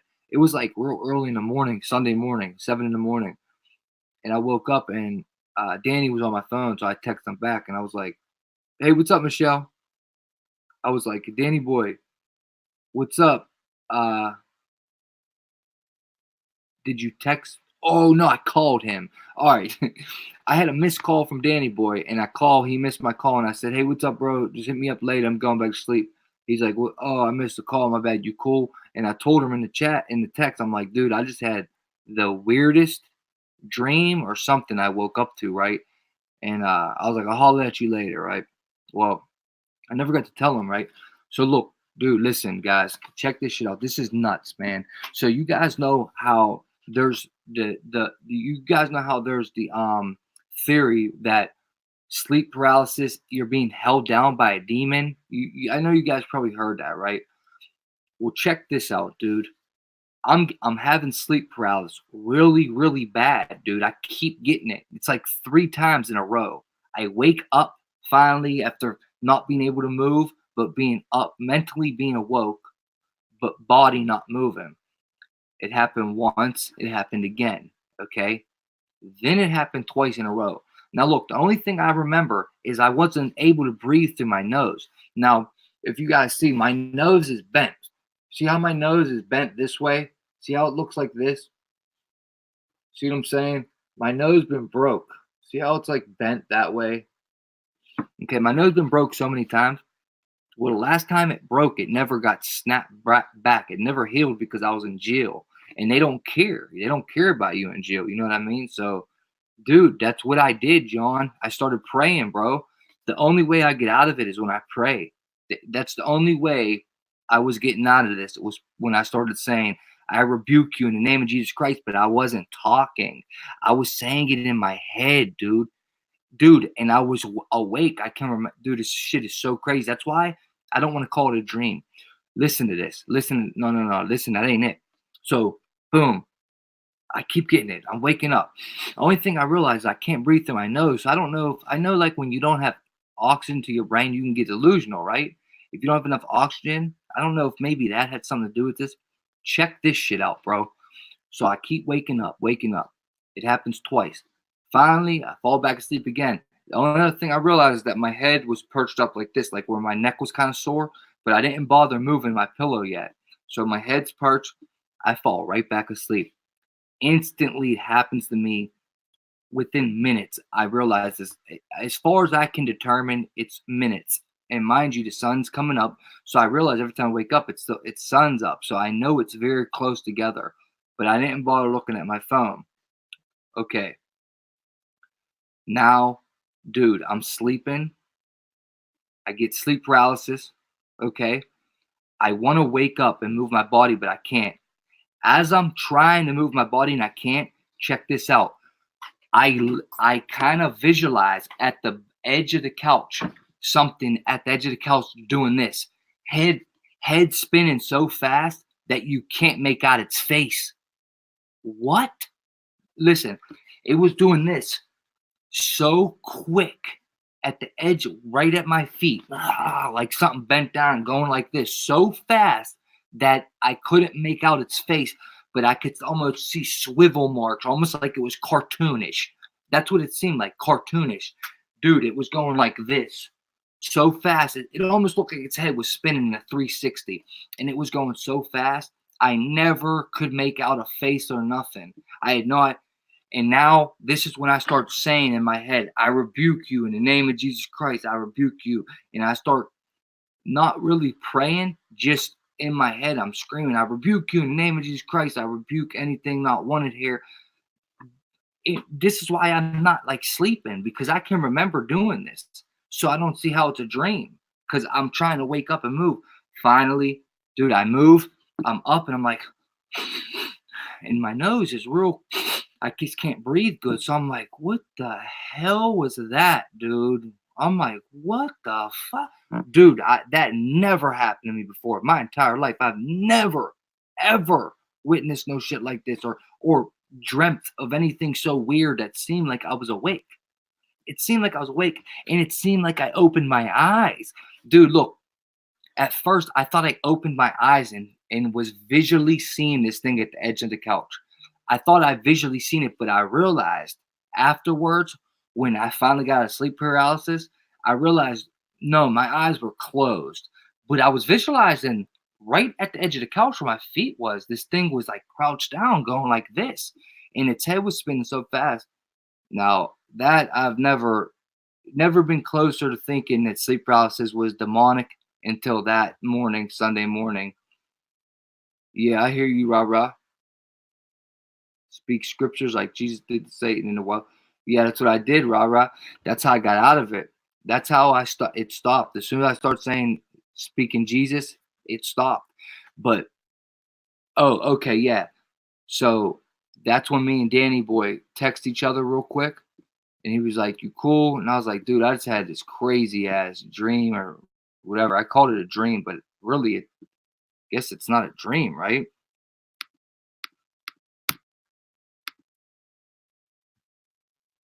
But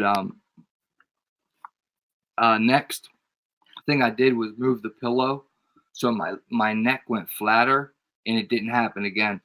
Next, and I woke up at probably like 10, 11 in the morning Sunday, which I went back to sleep probably like 3 more hours, and then woke back up, and it finally happened. That was the 4th time in a row it happened. The 4th time was when I seen this thing doing this. And dude, do you think that shit's really demonic though? Do you think it's like really a demon?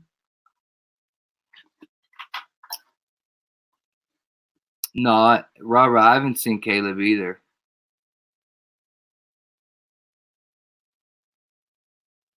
What, you're saying that Punk is acting like Caleb right now? I don't see him. Where?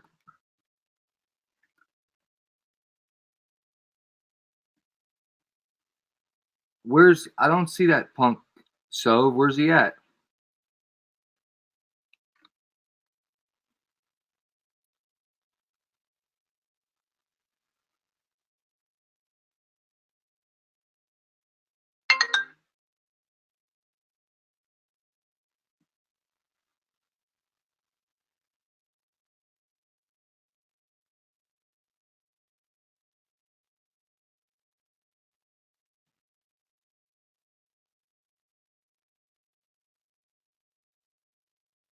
Wait a minute. Where's Caleb at, yo?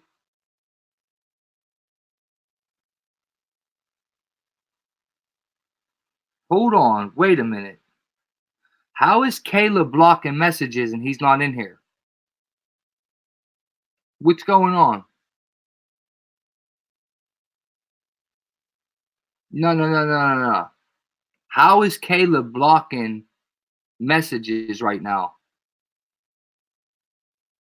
Caleb, bro. Hold on, bro. I'm taking Caleb off. That must be the wrong name. That must not be the real Caleb. Hold on. I'm taking his moderator off. That's not the real Caleb. He's not even talking. Hold on, guys. Let me take this wrench off. So's a little bitch. I can't wait to see this dude. I can't wait to catch. Oh, boy. This may be for all the marbles. Have any of you guys seen Caleb tonight?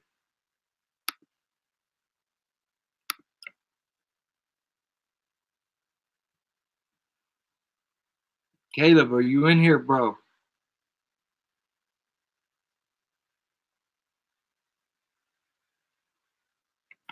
No, Caleb, call me, bro. That ain't, bro, that's not you, bro. Why'd you delete Sherry, Caleb?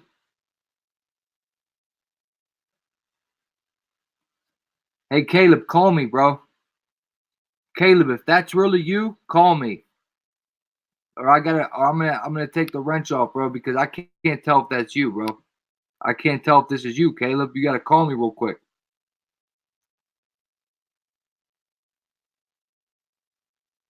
You've been deleting somebody's messages, bro. How are you deleting messages and you haven't been here? Yeah, just call me. Hold on, guys. Let's do this and we're gonna start wrapping it up anyway, guys.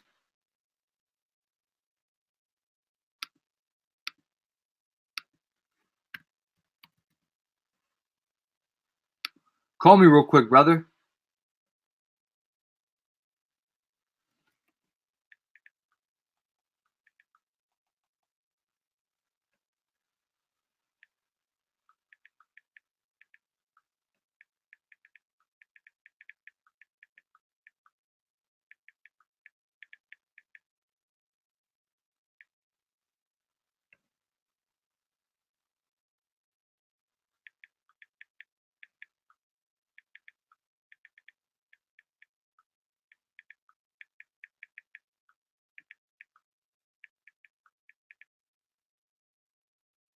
He must have did it by accident. Brother, what's up, brother? Bro. What's up, bro? Oh no, I told you. Sorry, I know. I was saying you could do it when you got a break, bro. Sorry, I didn't. You didn't have to do it while you was at work, bro. Well,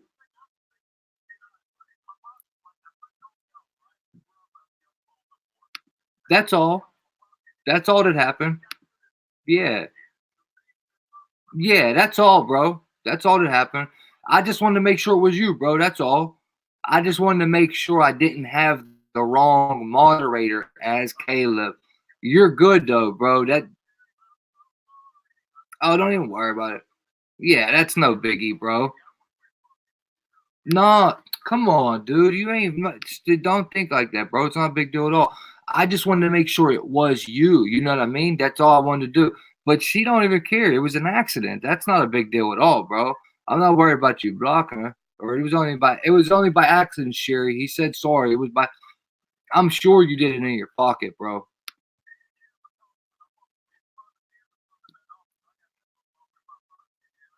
Yeah. Move and all that on this stupid ass broke crack screen phone, and I guarantee that's what happened. Miss Sherry, No. I apologize. It's the damn devil. I hate this thing. You're funny, bro. He can go to hell too, and that motherfucker put he can go suck a little one because he don't deserve a big one. Yeah, no, bro. That's all. I wasn't mad about the block. I just wanted to make sure it was you, bro. That's all. Okay. That's it. I feel like I'm messing. No, you ain't messed nothing up, bro. You're good, bro. Trust me, bro. Come on, man. You know you're my boy, bro. It ain't never nothing. Yeah, I just want to make sure it's I you. told you, I meant what I texted you the other day. God said we was. No, it didn't have to be blood, and I meant that. Oh, no doubt. Ain't no doubt, brother. I felt you since I heard you, man. You stood up against some boys that I thought was tricks anyway, and I just don't have the heart or the balls to do what you do. I ain't gonna lie. I'd rather go out here and fist. I can't do what you do, man. You got balls to steal. But I supported you, and I still do. And I support you now more than ever. And that includes everybody in the chat room, all the beautiful people. But and that dude that impersonated me, I can't find out shit about. But I swear to God, he's a turd. He's lonely. I got everything, bro. I got everything for you, bro. Don't worry. I'll talk to you privately. Me and Woke got everything, bro. Bro, dude lives with his dad, bro. He lives with his dad, talking all that shit.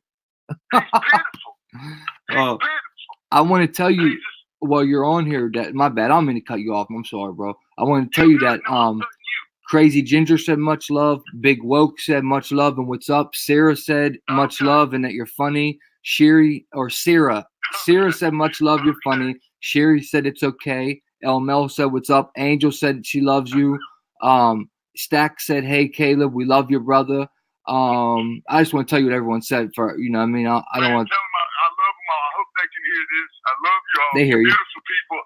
I'm not able to be there as much because I took on a little bit of extra work, maybe a little bit more like you off, but it's trying to get this security gig going. But I love y'all, man. And We love you, brother. You're my brother. We love you, brother. I apologize to Miss Sherry as always, and anybody else that I might have hit anything on or something. Oh no, brother. I'm just glad it was you, bro. I thought I made that punk the moderator by accident when he faked being you. I figured it out when I rewatched last time what had happened. See, I didn't know right when I logged on. I was like, what is going on? I was, and then I found out about Discord. I'm like, and I went back and that dude's weird, man. He's a freak. Yeah, he is. Yeah. Yeah. Man, I guarantee he probably weighs like 115, maybe 25 pounds, man. Soaking wet. I curled that son bitch set to 15. I want to be me too. I don't even get mad at him. But then I heard what you and Mr. Woke said, and yeah, he's pathetic. Oh yeah, no doubt, bro. Dude, he's like a $1.50 anyway. soaking wet, bro. Oh. Okay, I gave him a little short. My bad. No, you're good.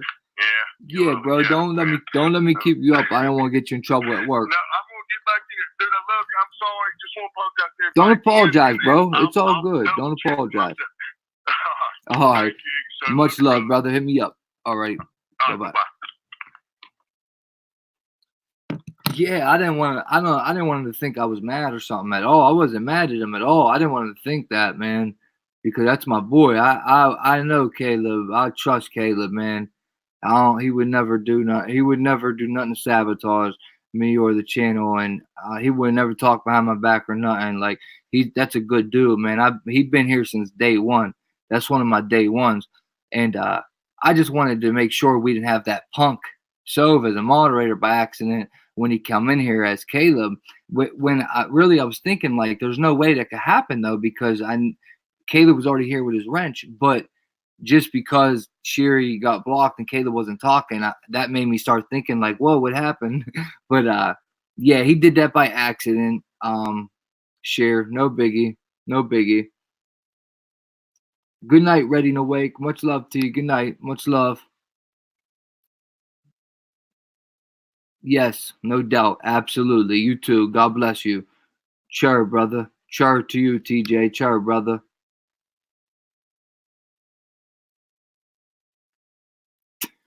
Stack is funny as hell. Oh, man, Stack funny. Chur, bro. Chur.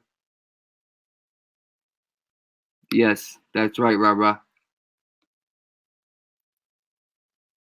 I have no idea, Walking Tall, why I should say sorry.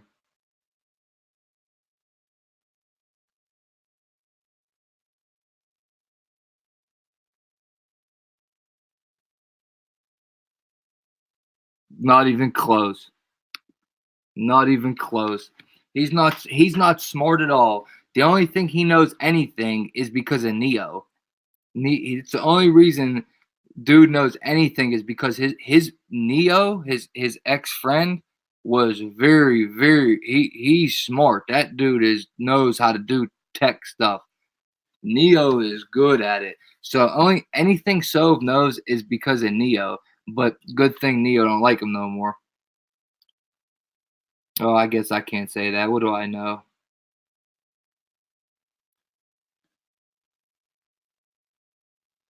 Oh, sorry, Angel.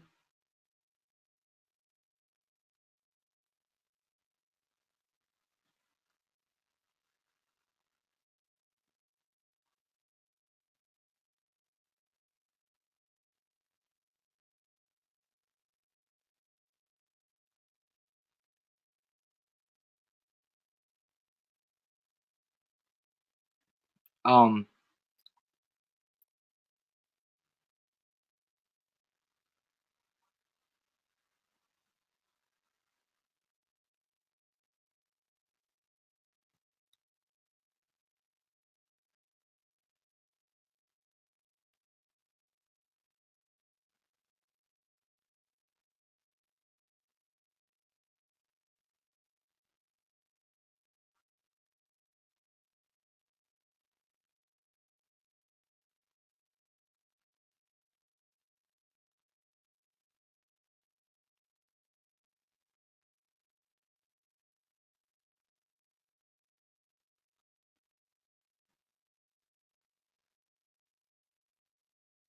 Hold on. Let me get this caller to call in.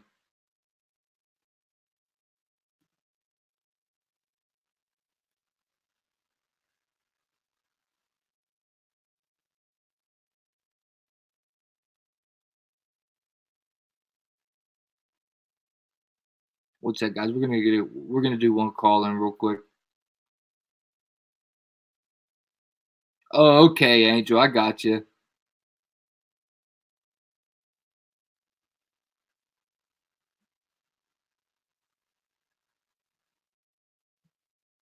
Okay, guys. We're gonna do one call in right now.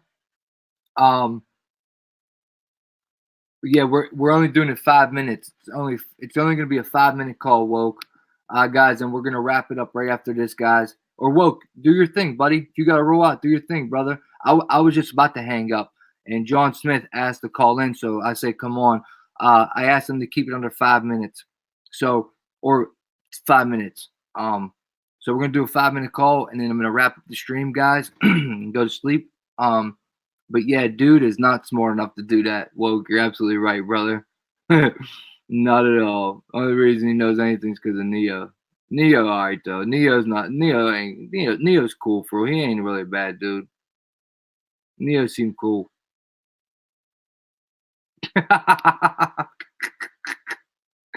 Oh, and all his stock accounts, right?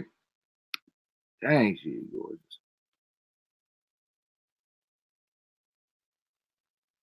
Go ahead, Johnny. Call in, buddy. We're waiting for you, buddy. You give much love. Thanks again. Keep the prayers going. You'll be fine. Okay. Much love, Ginger.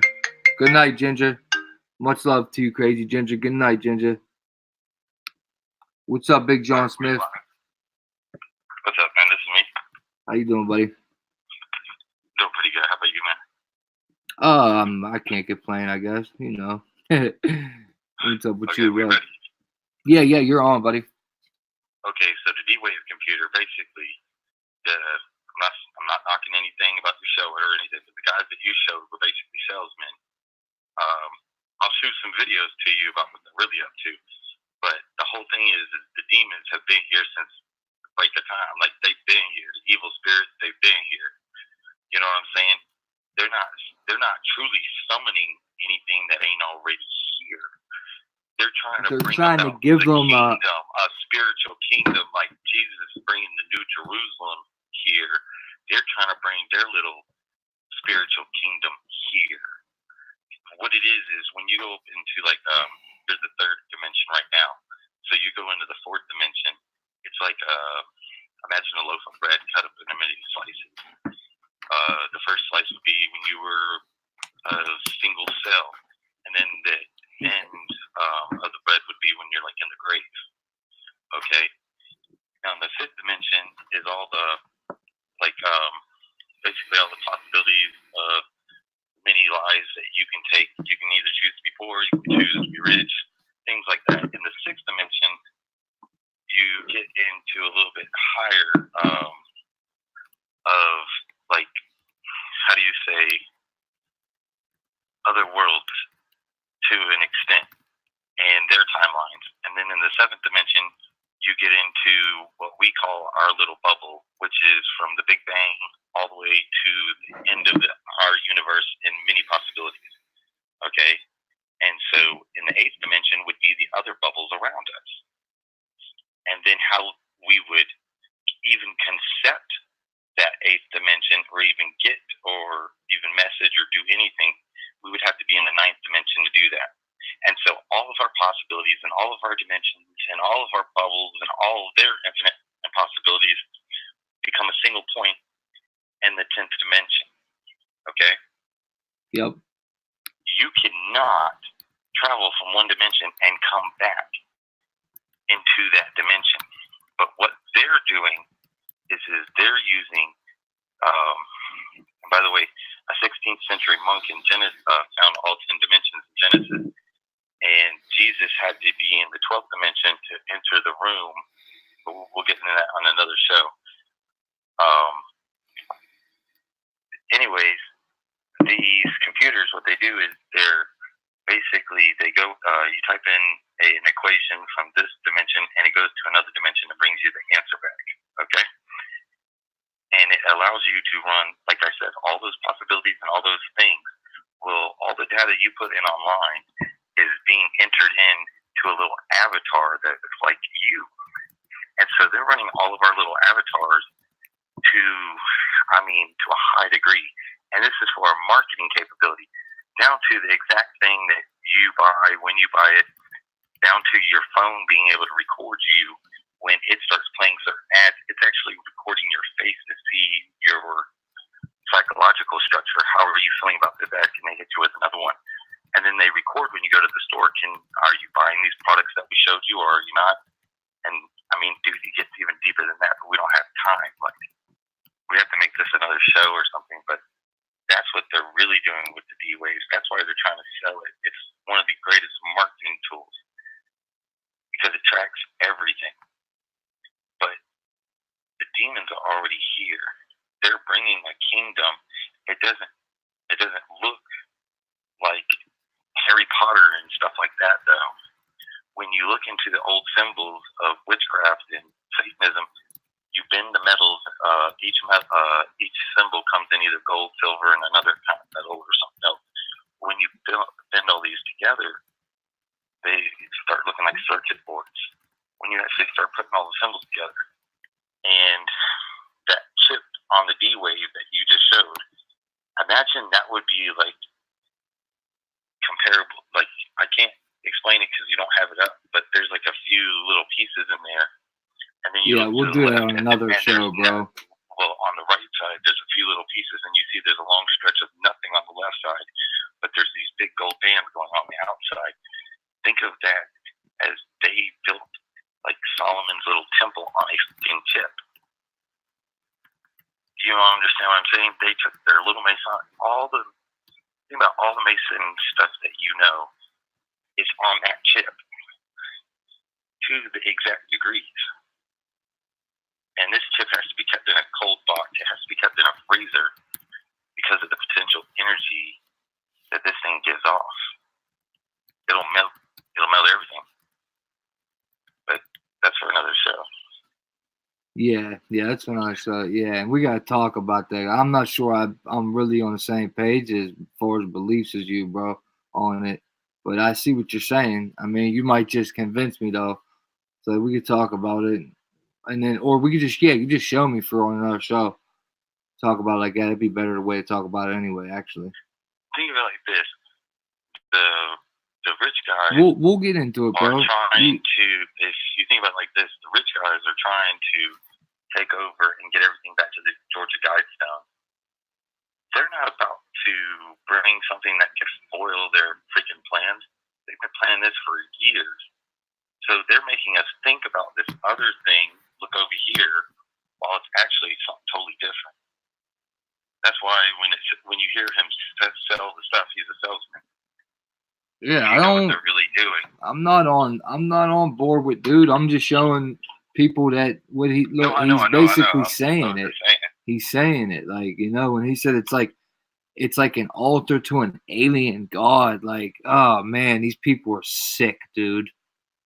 That's what I was trying to tell you. When you put all those symbols of Satanism and all the masonry and all that, if you put them in their respective orders of being this one's gold, this one's silver, and this one, and you start to connect them, you start to make a huge computer. That's why your towns are set up in a certain way.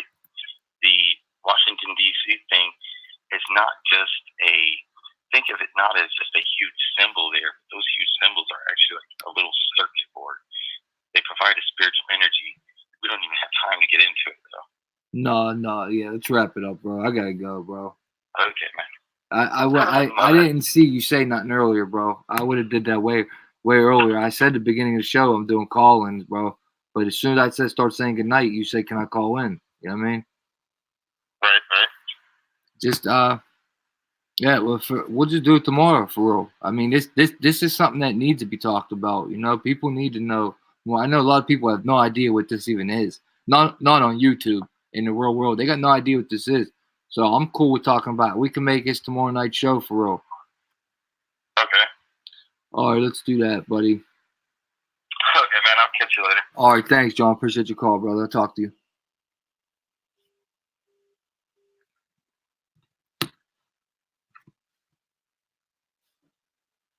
All right, guys, let's wrap this thing up.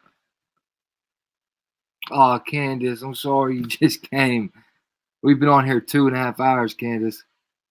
Yeah, I got to go, man. I got to get out of here. All right, guys, start saying goodnight.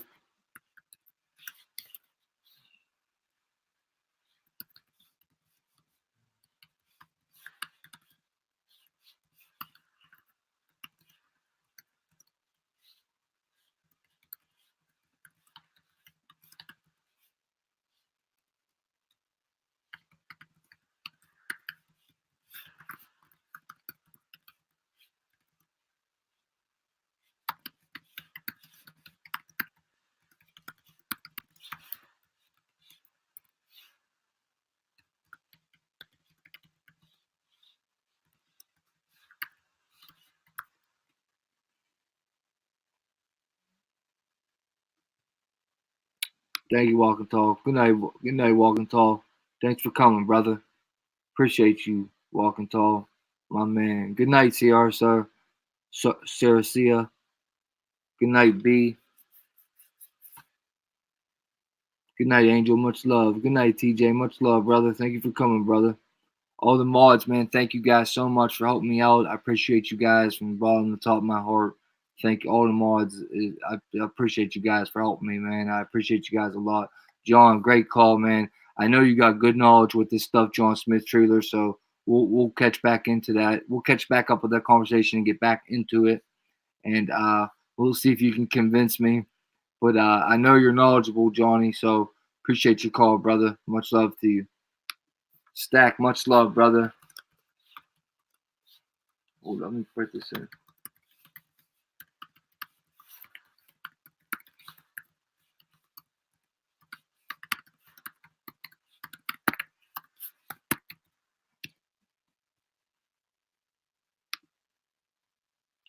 Big Mike, good night, Big Mike. Much love to you, brother. Sarah, much love with that beautiful smile. Much love to you, Sarah. Smile. God bless you, Sarah. I really appreciate your Christianity and your knowledge of the Bible, Sarah. I dig that a lot, seriously. You know you're on the right path, Shorty. Love you too, Big Stack. Love you too, brother, man. Much love to you, man. Thank you for coming tonight.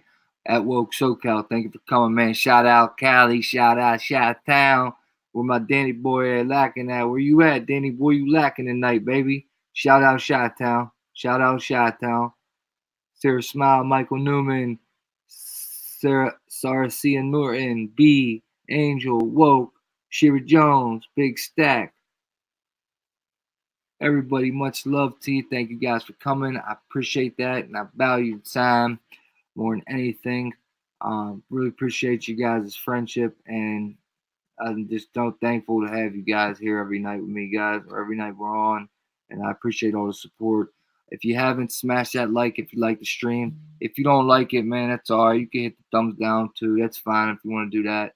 But either way, much appreciation to you, man. I forgive you, and I forgive all my enemies and anyone who has reaped negativity upon me. I pray for you in Jesus' name. And guys, being the Holy Spirit, man, keep praying. Prayer is so powerful. Prayer is the most powerful weapon onto humanity. Guys, if you want to get on a notification gang where I'll send you out an email every time I go live, and I'm even going to do it when I upload a video now. Every time, all you got to do is email that right there, gettruthordieline@yahoo.com. Email me there. I'll attach your name to the email notification list. That way, I will email you when I go live. Thank you so much, John Smith. I appreciate you, man. Give you your pickle back? Pickleback? I'm confused. Oh, they're talking to Sherry. Oh, all right. All right, everyone. Hey, guys, have a great night. Stay in the Holy Spirit. Pray. Praying is so powerful. The most powerful weapon on the planet is prayer. Keep praying, guys. Much love to everybody. Caleb, love you, brother. Miss you too, brother. Much love, Caleb. Keep your head up, man. Hit me up, Caleb. Can't wait to meet you, brother. Hey, everyone, stay up. I'm out of here. Iggy MB5679 checking out. This is Get Truth to Die line. It's truth to die, baby. Iggy MB5679.